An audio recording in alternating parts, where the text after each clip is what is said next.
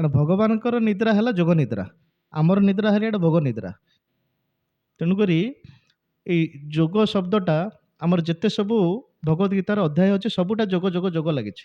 ବର୍ତ୍ତମାନ ବିଷାଦଟାକୁ ବି ଯୋଗରେ କୁହାଯାଇଛି ପ୍ରଥମ ଅଧ୍ୟାୟ। ତେଣୁକରି ଏଇ ଆଜି ସନ୍ଧ୍ୟାରେ ଭଗବାନଙ୍କର ଏଇ ଯୋଉ ଅଷ୍ଟମ ଅଧ୍ୟାୟର ଗଜେନ୍ଦ୍ର ସ୍ତୁତି ଆମେ ସେଟା ଦେଖିବା, ଯୋଉଠି ଏଇଟା ପ୍ରଭୁଜୀ ଛାଡ଼ିଥିଲେ ସେଇଠୁ ଆମେ ଆଗକୁ ବଢ଼ିବା। ବର୍ତ୍ତମାନ ଲୀଳା ଶୁଣିଲେ ଆପଣଙ୍କର କିଛି ତା ଦେହରେ ବୁଦ୍ଧିର ପ୍ରୟୋଗ କରିବାକୁ ପଡ଼େ ନାହିଁ, କିନ୍ତୁ ତତ୍ତ୍ୱ ଯେତେବେଳେ ଶୁଣାଯାଏ ସେତେବେଳେ ଆମକୁ ଟିକେ କଷ୍ଟ ଲାଗେ ବୁଦ୍ଧି। କାରଣ ଏଠି ଯେଉଁ ଶବ୍ଦ ଅଛି ସେ ଶବ୍ଦ ଯେତେବେଳେ ବ୍ୟାଖ୍ୟା କରାଯିବ ମୁଣ୍ଡଟା ବିନ୍ଧିବ। ଆଉ ଏ ତତ୍ତ୍ୱ ଶୁଣିଲା ବେଳକୁ ଘୁମେଇ ପଡ଼ିବା, କାରଣ ନିଦ୍ରା ଦେବୀକୁ ଆଶୀର୍ବାଦ ମିଳିଛି, ଯେଉଁଠି ହରିକଥା ଆସିବ ସେ ସମସ୍ତଙ୍କୁ ଗ୍ରାସ କରିବ, ଯେଉଁଠି ଜପ ହେବ ସେଠି ସେ ନିଦ୍ରା ହେଇଯିବ, ଶୋଇପଡ଼ିବେ, ଯେଉଁଠି ଭାଗବତ କଥା ହେବ ସେଠି ଶୋଇବେ। ତେଣୁକରି ଏଇଟାକୁ ଶୁଣିବା ପାଇଁ ବି ଟିକେ କଷ୍ଟ କରିବାକୁ ପଡ଼ିବ, ନିଜ ବୁଦ୍ଧିରେ ଏଇଟାକୁ ଗ୍ରହଣ କରିବା ପାଇଁ ଚେଷ୍ଟା କରିବ। କାରଣ ଏଇଟା ସବୁ ସିଦ୍ଧାନ୍ତ ବିଷୟ। ଲୀଳାଟାକୁ ଆସ୍ୱାଦନ କରିବା ପାଇଁ ଆମେ ଯେତେବେଳେ ସିଦ୍ଧାନ୍ତରେ ତତ୍ତ୍ୱରେ ଦୃଢ଼ୀଭୂତ ହେବା, ଲୀଳାଟାକୁ ସେତେ ମୁଁ ଆସ୍ୱାଦନ କରିପାରିବି। ଯେମିତି ଶରୀର ସୁସ୍ଥ ରହିଲେ ପୁଅ ପିଲାର ଝିଅ ପିଲାର ଯେତେବେଳେ ସୁସ୍ଥ ରହିବ, ପ୍ରାପ୍ତ ବୟସ ପ୍ରାପ୍ତ ହେବେ, ସେମାନେ ଯେତେବେଳେ ବିବାହ କରିବେ ଗୋଟେ ପୁତ୍ର କନ୍ୟା ସନ୍ତାନ ସୁସ୍ଥ ଜନ୍ମ କରିପାରିବେ। ସେହି ପ୍ରକାର ଆମ ଆଚାର୍ଯ୍ୟମାନେ ଲୀଳାକୁ ଆସ୍ୱାଦନ କରିବା ପାଇଁ ତତ୍ତ୍ୱଟାକୁ କ'ଣ ଭଲ ରୂପରେ ବୁଝିବା ପାଇଁ ସିଦ୍ଧାନ୍ତକୁ ପ୍ରସ୍ତୁତ କରନ୍ତି। ତେଣୁକରି କୁହାହେଉଛି ସିଦ୍ଧାନ୍ତ ବୁଲିଆ ଚିତେ ନାକର ଆଳସ, ଏହା ହଏ କୃଷ୍ଣ ଲାଗେ ସୁଦୃଢ଼ ମାନସ। ବର୍ତ୍ତମାନ କୃଷ୍ଣଙ୍କର ଚରିତ୍ର, କୃଷ୍ଣଙ୍କର ନାଁ ଯେତେବେଳେ ଆସିଯାଉଛି ମୁଣ୍ଡରେ ମସ୍ତିଷ୍କରେ ବହୁତ ଧାରଣା ଆସୁଛି, ଇଏ କେମିତି ଭଗବାନ ହେଲେ, ଆ ସାଙ୍ଗରେ ନାଚୁଛି, ଏ ଚୋରି କରୁଛି, ମିଛ କରୁଛି, ଏଇଟା କରୁଛି, ସେଇଟା କରୁଛି, କ୍ୟାରେକ୍ଟର ବୋଲି କିଛି ନାହିଁ, ଝଗଡ଼ା ଲଗାଉଛି, ଶହେ ଶହେ ପୁଅମାନଙ୍କୁ ଯୁଦ୍ଧ କରିକି କ'ଣ କୌରବ ଆଉ ପାଣ୍ଡବର ସେ ମାରିଦେଉଛି, ହଁ ନା ନାହିଁ? କିଏ ଭଗବାନ କେମିତି ହେଲେ? ତେଣୁକରି ତାଙ୍କ କର୍ମଟାକୁ ଜାଣିବା ପାଇଁ ଆମକୁ ସାଧୁମାନଙ୍କ ପାଖକୁ ଯିବାକୁ ପଡ଼ିବ, ଆଉ ମୂଳ ଗ୍ରନ୍ଥ ପାଖକୁ ଯିବାକୁ ପଡ଼ିବ। ଟିଭିରେ ଦେଖିଲେ, ସିରିଏଲରେ ଦେଖିଲେ, କୌଣସି ଲୋକ କଥା ଶୁଣିଲେ ପୁଣି ଡାଉଟ୍ ହେଇଯିବ, ସନ୍ଦେହ ହେବ। ଏ ସନ୍ଦେହକୁ ଦୂରୀଭୂତ କରିବା ପାଇଁ ଶାସ୍ତ୍ରସମ୍ମତ କଥାକୁ ଆମେ ଶୁଣିବାକୁ ପଡ଼ିବ।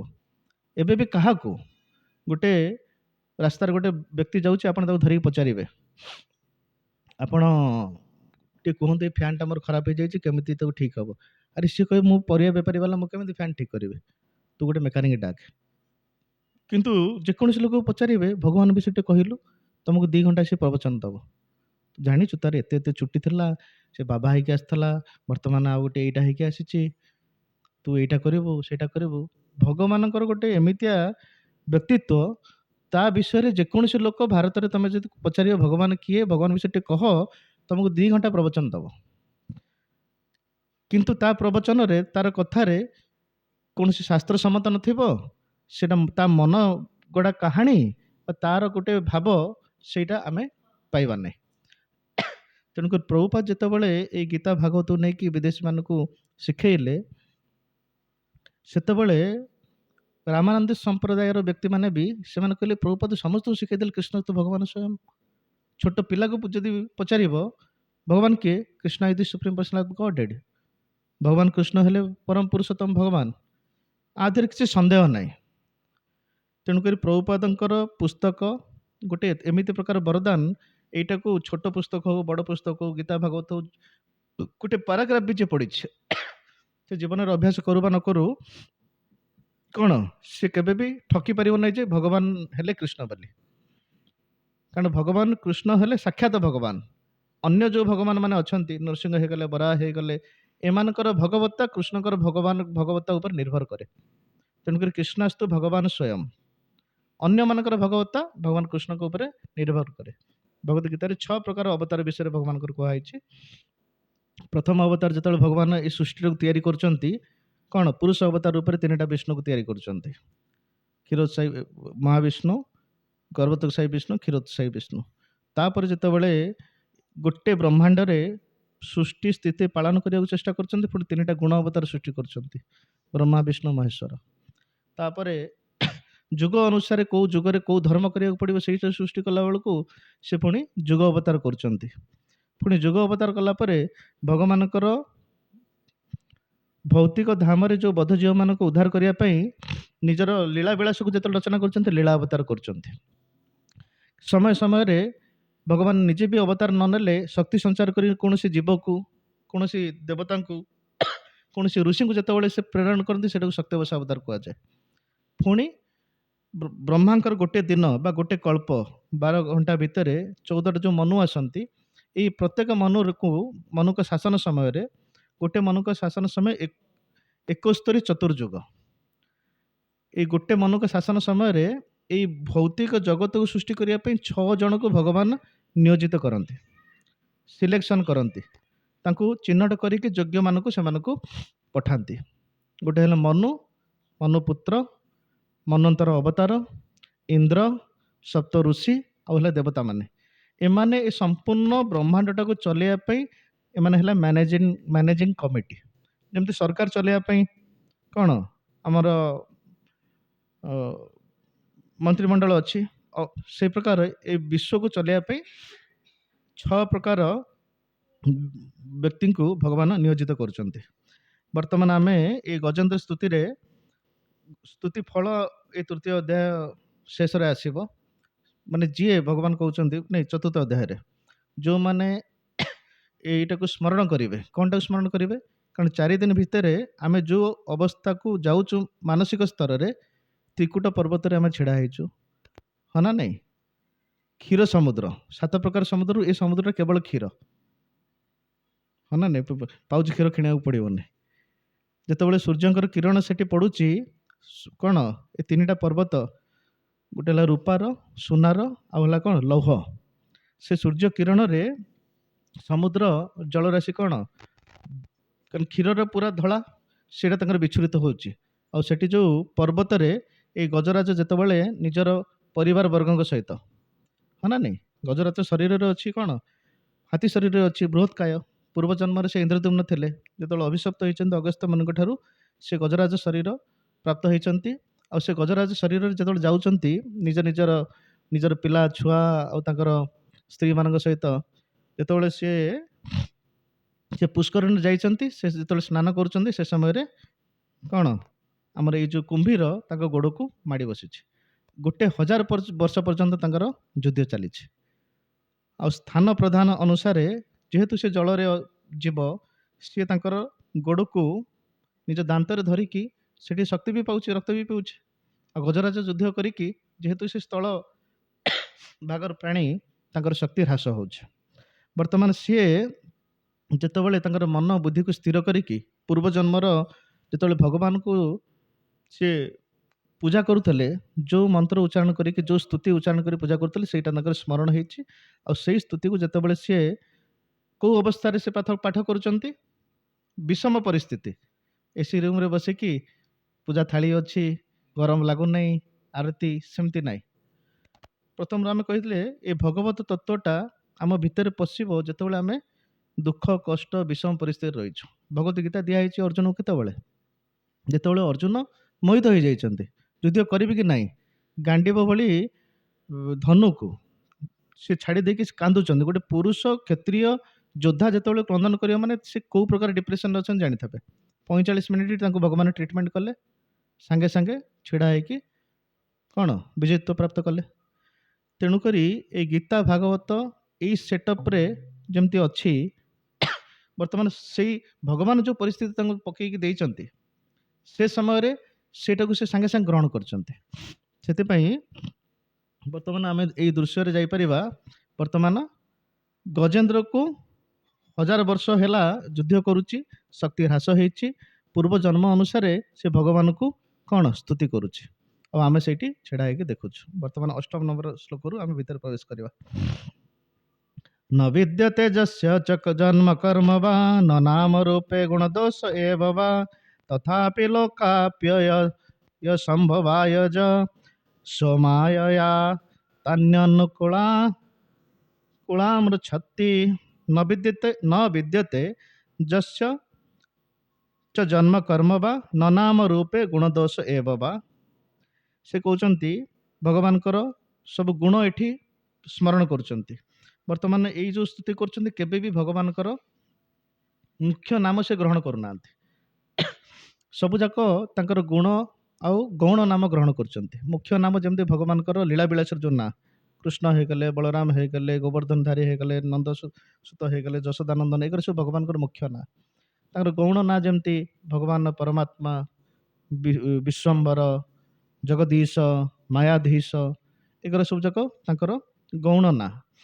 ତେଣୁକରି ଏଇ ଯେତେ ସବୁ ତାଙ୍କର ଗୁଣଗାନ କରୁଛନ୍ତି, କାରଣ ସୁଖଦେବ ଗୋସ୍ୱାମୀ ଯେତେବେଳେ ପ୍ରବଚନ କରୁଛନ୍ତି ତାଙ୍କ ସଭାରେ ଭକ୍ତ ବି ଥିଲେ, ଜ୍ଞାନୀ ବି ଥିଲେ, ଯୋଗୀ ବି ଥିଲେ, ପରମାତ୍ମାଙ୍କ ଉପାସକନାଥ ବି ଥିଲେ, ଆଉ ବ୍ରହ୍ମବାଦୀ ବି ଥିଲେ, ସାକାର ଉପାସନା ବାଲା ବି ଥିଲେ।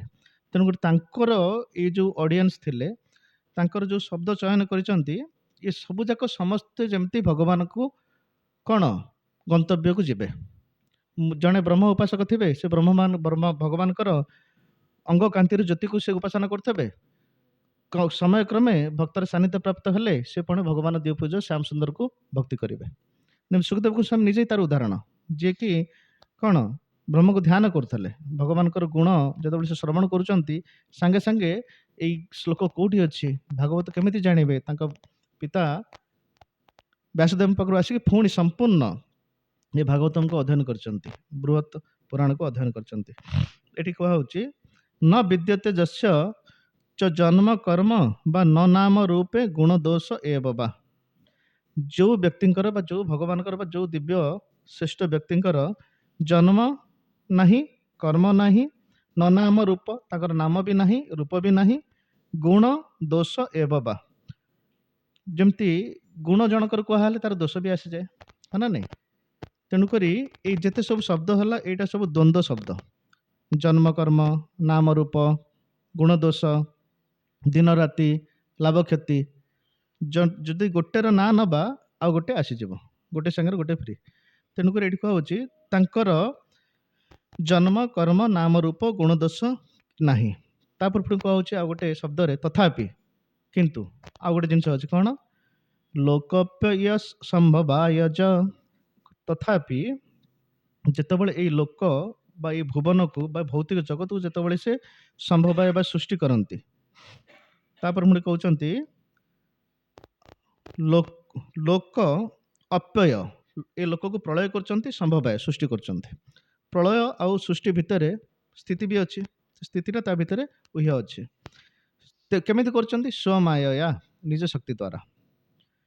ତତ୍ୟ ଅନୁକୂଳ ମୃଚ୍ଛତି, ଏଠି କୁହାହଉଛି କେବେ କୋଉ ପର୍ଯ୍ୟନ୍ତ କରନ୍ତି? ଅନୁକାଳମ୍, ନିତ୍ୟ କାଳ ପର୍ଯ୍ୟନ୍ତ। ଏବେ ସୃଷ୍ଟି ଅଛି, ସ୍ଥିତି ଅଛି, ପ୍ରଳୟ ହେଇଗଲା, ପ୍ରଳୟ କିଛି ସମୟ ପର୍ଯ୍ୟନ୍ତ ରହିବ, ପୁଣି ସୃଷ୍ଟି ହବ, ସ୍ଥିତି ହବ, ପ୍ରଳୟ ହବ। ତେଣୁକରି ଯେଉଁ ଚାରିଟା ନିତ୍ୟ ତତ୍ଵକୁ ଯେଉଁ ଭଗବତ ଗୀତାରେ ପ୍ରତିପାଦନ ହେଇଛି, ଭଗବାନ ନିତ୍ୟ, ଭଗବାନଙ୍କର ଅଂଶ ଜୀବ ବି ନିତ୍ୟ, ପ୍ରକୃତି ବି ନିତ୍ୟ, ଆଉ ସମୟ ନିତ୍ୟ। এই ପ୍ରକୃତିଟା ଏବେ ସ୍ଥିତି ଅଛି, ଏବେ ଏଇଟା ସୃଷ୍ଟି ଅଛି ବର୍ତ୍ତମାନ। ପ୍ରଳୟ ସମୟରେ ଏ ସବୁ ଯାକ ତତ୍ଵ ଗୋଟେ ଜାଗାରେ ଥିବ, ସେଇଟା ପ୍ରଳୟ ହେଲା ପରେ ଯେଉଁ ସମୟଟା ରୁହେ, ସେ ସମୟରେ ସୃଷ୍ଟି ନାହିଁ, କିନ୍ତୁ କିଛି ସମୟ ପରେ ପୁଣି ସୃଷ୍ଟି ହବ। ତେଣୁକରି ଏଇଟାକୁ ନିତ୍ୟ ତତ୍ଵ କୁହାଯାଉଛି। ତେଣୁକରି ଏଠି କୁହାହଉଛି ସ୍ୱମାୟା ତାନ୍ୟ ଅନୁକୂଳମ୍ ରୁଚ୍ଛତି। ଅନୁକାଳମ୍, ଅନୁକାଳମ୍ ମାନେ ଏବେ ସୃଷ୍ଟି ହେଲା, ପୁଣି ସ୍ଥିତି ରହିଲା, ପୁଣି ପ୍ରଳୟ ହେଲା, କିଛି ସମୟ ପର୍ଯ୍ୟନ୍ତ ଭଗବାନ ସୃଷ୍ଟି କରିବେନି, ପୁଣି ଯେତେବେଳେ ତାଙ୍କର ଇଚ୍ଛା ହେବ ଭଗବାନଙ୍କର, ପୁଣି ସୃଷ୍ଟି କରିବେ। ତେଣୁକରି ଆମେ ଯଦି ଏଇ ପିରିୟଡ଼ଟା ଦେଖିବା, ଏଇଟାକୁ ଅନୁକାଳମ୍ କୁହାଯାଉଛି ବା ନିତ୍ୟ କୁହାଯାଉଛି। ତେଣୁକରି ଭଗବାନଙ୍କର ପ୍ରକୃତି ବା ଏଇ ଭୌତିକ ଜଗତ ଏଇଟା ବି ନିତ୍ୟ, ଏଇଟା କ୍ଷଣସ୍ଥାୟୀ, କିଛି ସମୟ ପର୍ଯ୍ୟନ୍ତ ରହିବ, ପୁଣି ଆଉ କିଛି ସମୟରେ ସୃଷ୍ଟି ହେବ। କାରଣ ଏଇ ବଦ୍ଧ ଜୀବମାନଙ୍କୁ ଯେଉଁ ସବୁ ସୁଯୋଗ ଦିଆଯାଉଛି, ତମେ ଭଗବତ ଧାମକୁ ଯିବା ପାଇଁ ତମକୁ ଗୋଟେ ସୁଯୋଗ ଦିଆହେଉଛି, କାରଣ ଆମର ଅଣୁମାତ୍ରାର ସ୍ୱତନ୍ତ୍ରତା ଅଛି। ଆମେ ଚାହିଁଲେ ଭଗବତ ଧାମ ଯାଇପାରିବା, ଆମେ ଚାହିଁଲେ ଏଇଠି ରହିପାରିବା। ତେଣୁକରି କୁହାହଉଛି ବର୍ତ୍ତମାନ ଏଇ ଯେଉଁ ଶ୍ଲୋକରେ ଏଇଟା ଗୋଟେ ଅଦ୍ଭୁତ ଶ୍ଲୋକ ଲାଗୁଛି।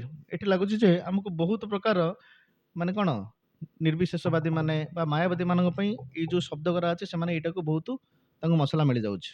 କାରଣ ଏଠି କୁହାହଉଛି ଭଗବାନଙ୍କ ନାମ ନାହିଁ, ଭଗବାନଙ୍କର ଗୁଣ ନାହିଁ, ଭଗବାନଙ୍କର ରୂପ ନାହିଁ। ବର୍ତ୍ତମାନ ହଜାର ହଜାର ଲୋକମାନେ ଯେତେ ଭାଗବତ ସପ୍ତାହ ହେଉଛି, ଭଗବାନଙ୍କର ରୂପ, ଲୀଳା, ନାମ, ଗୁଣ ଆସ୍ୱାଦନ କରୁଛନ୍ତି, ପାଠ କରୁଛନ୍ତି, ଶ୍ରବଣ କରୁଛନ୍ତି।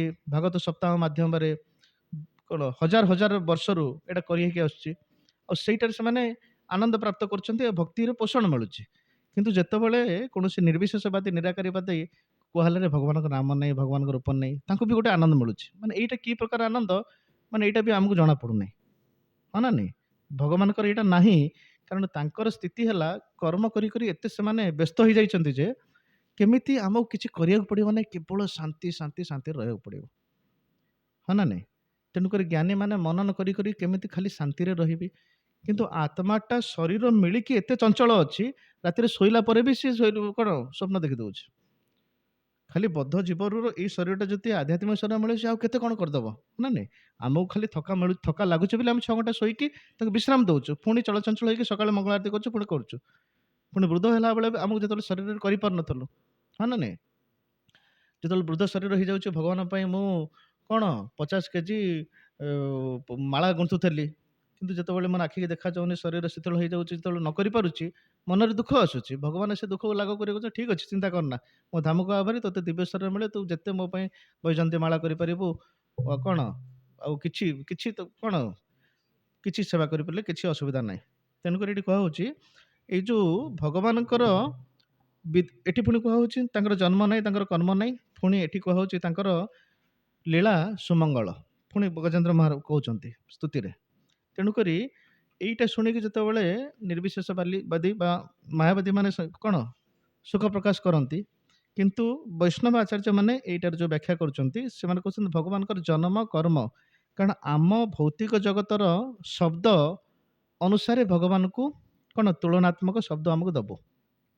ମୁଁ ଯଦି କହିବି ଭଗବାନଙ୍କର ଆବିର୍ଭାବ, ଆବିର୍ଭାବ ଜିନିଷଟା କ'ଣ? ମୋ ପୁଅଟା ଜନ୍ମ ହେଉଛି, ମୋ ଝିଅଟା ଜନ୍ମ ହେଉଛି, ତାହେଲେ ଭଗବାନ ଯେତେବେଳେ ଜନ୍ମ ହେଉଛନ୍ତି ସେଇଟାକୁ ଜନ୍ମ କହିବି। କିନ୍ତୁ ଆବିର୍ଭାବ କ'ଣ, ଜନ୍ମ କ'ଣ, ସେଇଟା ଜାଣିନାହିଁ।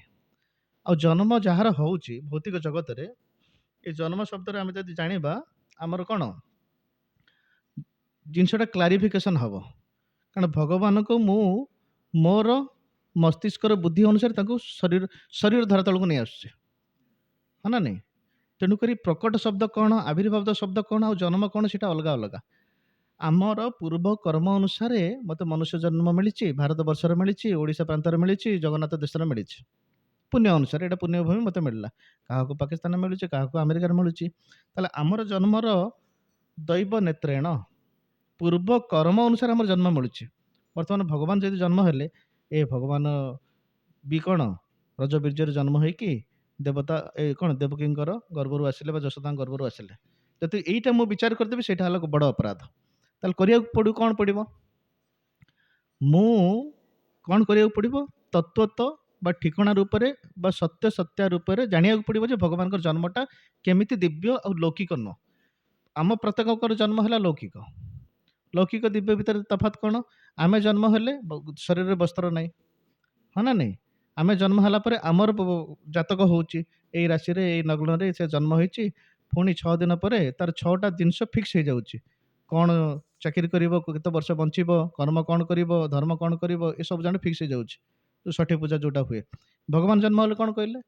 ଭଗବାନ ତାଙ୍କ ବାପା ମା କହୁଛନ୍ତି ପୂର୍ବ ଜନ୍ମରେ ତମେ କ'ଣ କଶ୍ୟପ ଥିଲ, ତମେ ସୁତପା ଥିଲ। ସେ ତାଙ୍କର 3ଟା ପୂର୍ବ ଜନ୍ମରେ ତମେ କେମିତି ତପସ୍ୟା କରିକି ମୋତେ ପ୍ରାପ୍ତ କରିବା ପାଇଁ କ'ଣ ପ୍ରାର୍ଥନା କରିଥିଲେ, ସେ ବିଷୟରେ ତାଙ୍କୁ କହୁଛନ୍ତି।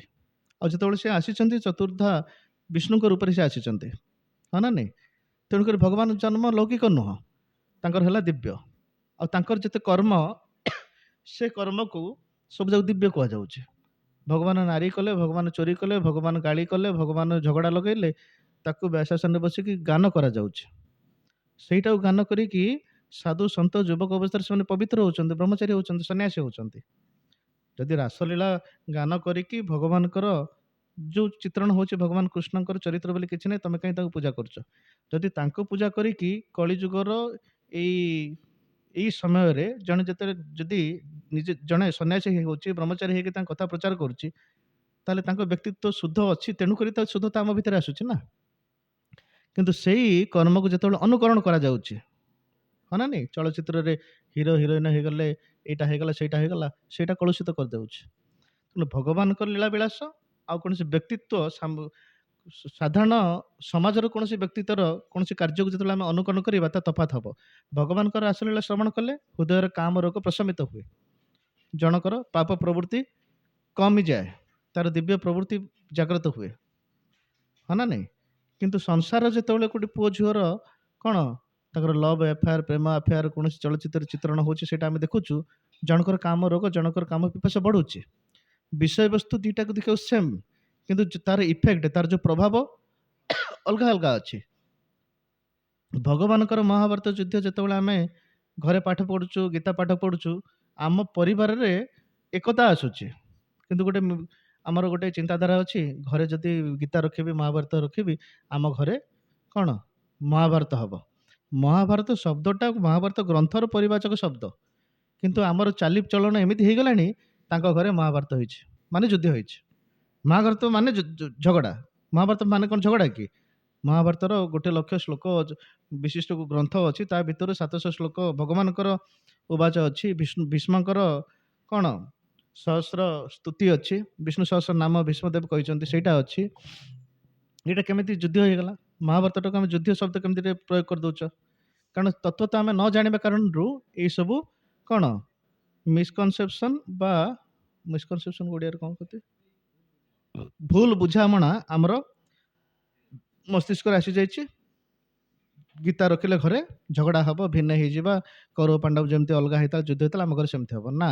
ଗୀତା ରଖିଲେ, ଗୀତା ପାଠ କଲେ, ହରିନାମ କଲେ, ଘରେ ଯଦି 5 ମିନିଟ୍ 10 ମିନିଟ୍ ଅଧଘଣ୍ଟା କରୁଛନ୍ତି, ସବୁ ବ୍ୟକ୍ତିତ୍ୱ ତମର ଏକାଠି ଆସିବେ, ଭାଇଚାରା ଆସିବ। ତେଣୁକରି ଏଠି କୁହାହେଉଛି ଯେ ଏଇ ଯେଉଁ ଜନ୍ମ ଶବ୍ଦଟା ଆଉ କର୍ମ ଶବ୍ଦଟା, ଜନ୍ମ କର୍ମ ଚ ଶବ୍ଦରେ ଅନ୍ୟ ସବୁ ଶବ୍ଦ ଯାକ ନିଆଯାଏ। ଭଗବାନଙ୍କର ନାମ ହେଇଗଲା, ଭଗବାନଙ୍କର ଲୀଳା ହେଇଗଲା, ଭଗବାନଙ୍କର ରୂପ ହେଇଗଲା, ଭଗବାନଙ୍କର ଧାମ ହେଇଗଲା, ଭଗବାନଙ୍କର ପ୍ରସାଦ ହେଇଗଲା, ଏ ସବୁ ଯାକ ଦିବ୍ୟରେ ଯିବ। ଏ ଦିବ୍ୟରେ ମାନେ ମୁଁ ଭୌତିକ କାଲକୁଲେସନ କରିବି ଯଦି ଫସିଯିବି।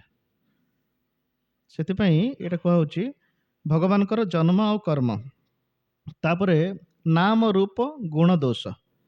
ନାମ, ଏଇ ଗୁଣ ଶବ୍ଦରେ ମନେକର କୌଣସି ବ୍ୟକ୍ତିର ବହୁତ ପ୍ରକାର ଗୁଣ ହେଇପାରେ। ସେ ଭଲ ଗାଇପାରେ, ଭଲ ରୋଷେଇ କରିପାରେ, ଭଲ ମୃଦଙ୍ଗ ବଜାଇ ପାରେ, ଭଲ ମ୍ୟାନେଜମେଣ୍ଟ କରିପାରେ, ଏଗୁলো ସବୁ ଗୁଣ। କିନ୍ତୁ ଦୋଷ ଦେଖିଲେ ବ୍ୟକ୍ତିର ଶରୀରରେ ବି ବହୁତ ଦୋଷ ଅଛି, ହଁ ନା ନାହିଁ? ଶରୀର ଭିତରେ ଏତେ ମଳ ଅଛି, ଏତେ ରକ୍ତ ଅଛି, ଏତେ ଅଛି, ସେଇଟା ବି ଗୋଟେ ଦୋଷ।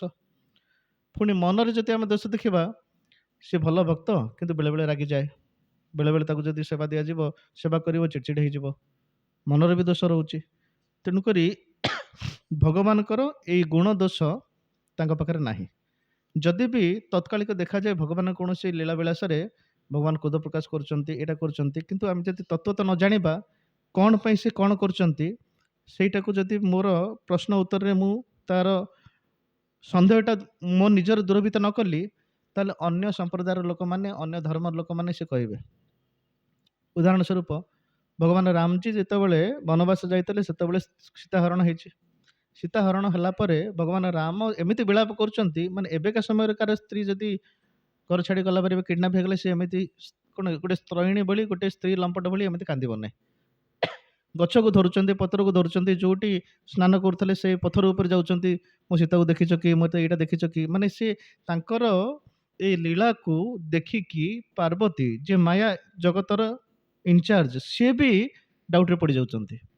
ଭଗବାନ ଶିବ ପାର୍ବତୀ ଯେତେବେଳେ ଯାଉଛନ୍ତି ସେ ଅରଣ୍ୟରେ, ଦଣ୍ଡକାରଣ୍ୟରେ, ସେ ଚିତ୍ରକୂଟରେ ସେ ଦେଖୁଛନ୍ତି ଇଏ ତମ ଭଗବାନ, ଇଏ ଭଗବାନ, ଆଙ୍କୁ ତମେ ଧ୍ୟାନ କରୁଛ 60,000 ବର୍ଷ, 80,000 ବର୍ଷ। ସେ କହିଲେ ହଁ, ଇଏ ମୋର ଆରାଧ୍ୟ। ସ୍ତ୍ରୀ ଚୋରି ହେଇଯାଇଛି, ଇଏ ତ ଗୋଟେ ମାନେ ସ୍ତ୍ରୟିଣୀ ପୁରୁଷ ଭଳିଆ କ୍ରନ୍ଦନ କରୁଛନ୍ତି, ଇଏ କେମିତି ଭଗବାନ? ବର୍ତ୍ତମାନ ମାୟା ଯାହାକୁ ମୋହିତ କରେ, ସିଏ ବର୍ତ୍ତମାନ ମୋହିତ ହେଇଛନ୍ତି, ତାଙ୍କୁ ଚେକ୍ କରିବା ପାଇଁ ସେ ଯାଉଛନ୍ତି ସୀତାଙ୍କ ରୂପ ନେଇକି, ହଁ ନା ନାହିଁ? ସେଥିପାଇଁ ଏଠି କୁହାହେଉଛି ଭଗବାନଙ୍କର ଯେଉଁ ସେଇଟା ସେ ଏଇଟା କରୁଛନ୍ତି, ତାଙ୍କର ଲୀଳା ବିଳାସଟା ଯେଉଁ କରୁଛନ୍ତି, ବାସ୍ତବରେ ସେ ଲୀଳା ଯେତେବେଳେ କରୁଛନ୍ତି ସେ ଆକ୍ଟିଂ କରନ୍ତି ନାହିଁ। ଯେମିତି ଡ୍ରାମାରେ ଜଣେ ପୁରୁଷ ରୂପରେ ସେ କିଛି ଏଇଟା କରୁଥିବେ, କିନ୍ତୁ ସିଏ ତା ଦେହରେ ତଲ୍ଲୀନ ହେଇଯାଆନ୍ତି। ସେଥିପାଇଁ ଏଠି କୁହାହେଉଛି ତାଙ୍କର ଜନ୍ମ କର୍ମ ଏଇଟା ଦିବ୍ୟ, ପୁଣି ତାଙ୍କର ନାମ ଆଉ ରୂପ।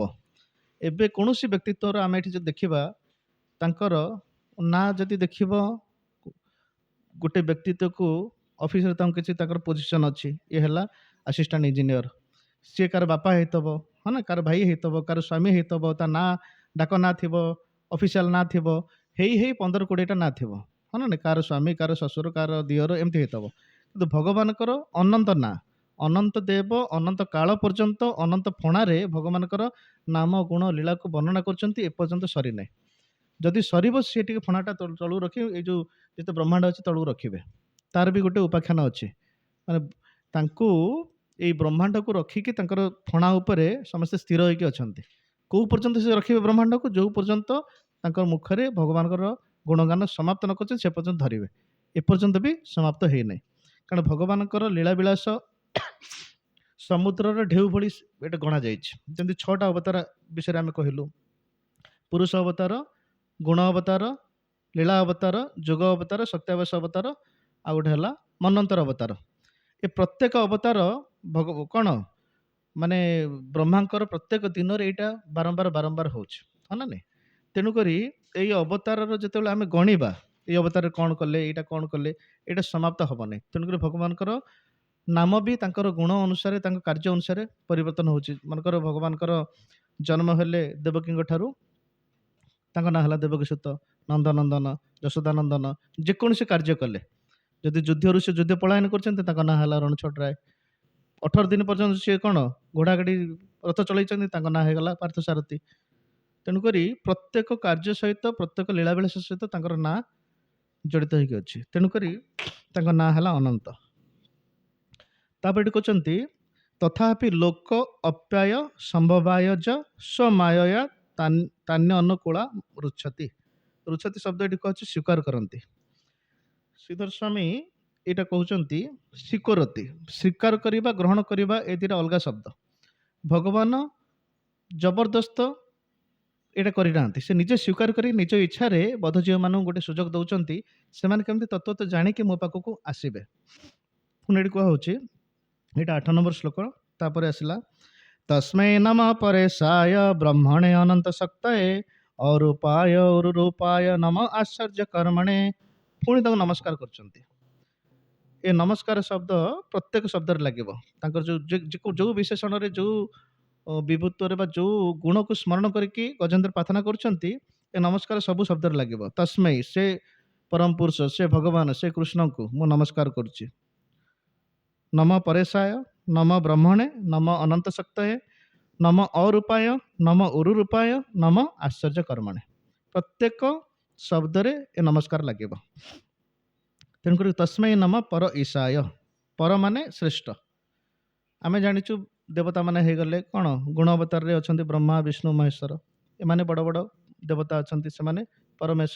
ଏ ପରମାନଙ୍କ ଠାରୁ ବି ସେ ଈଶ, ମାନେ ସେମାନେ ଯାହାକୁ ଭଜନ କରନ୍ତି କୃଷ୍ଣଙ୍କୁ, କୃଷ୍ଣସ୍ତୁ ଭଗବାନ ସ୍ୱୟଂ, ସିଏ ହେଲେ ପରେଶାୟ।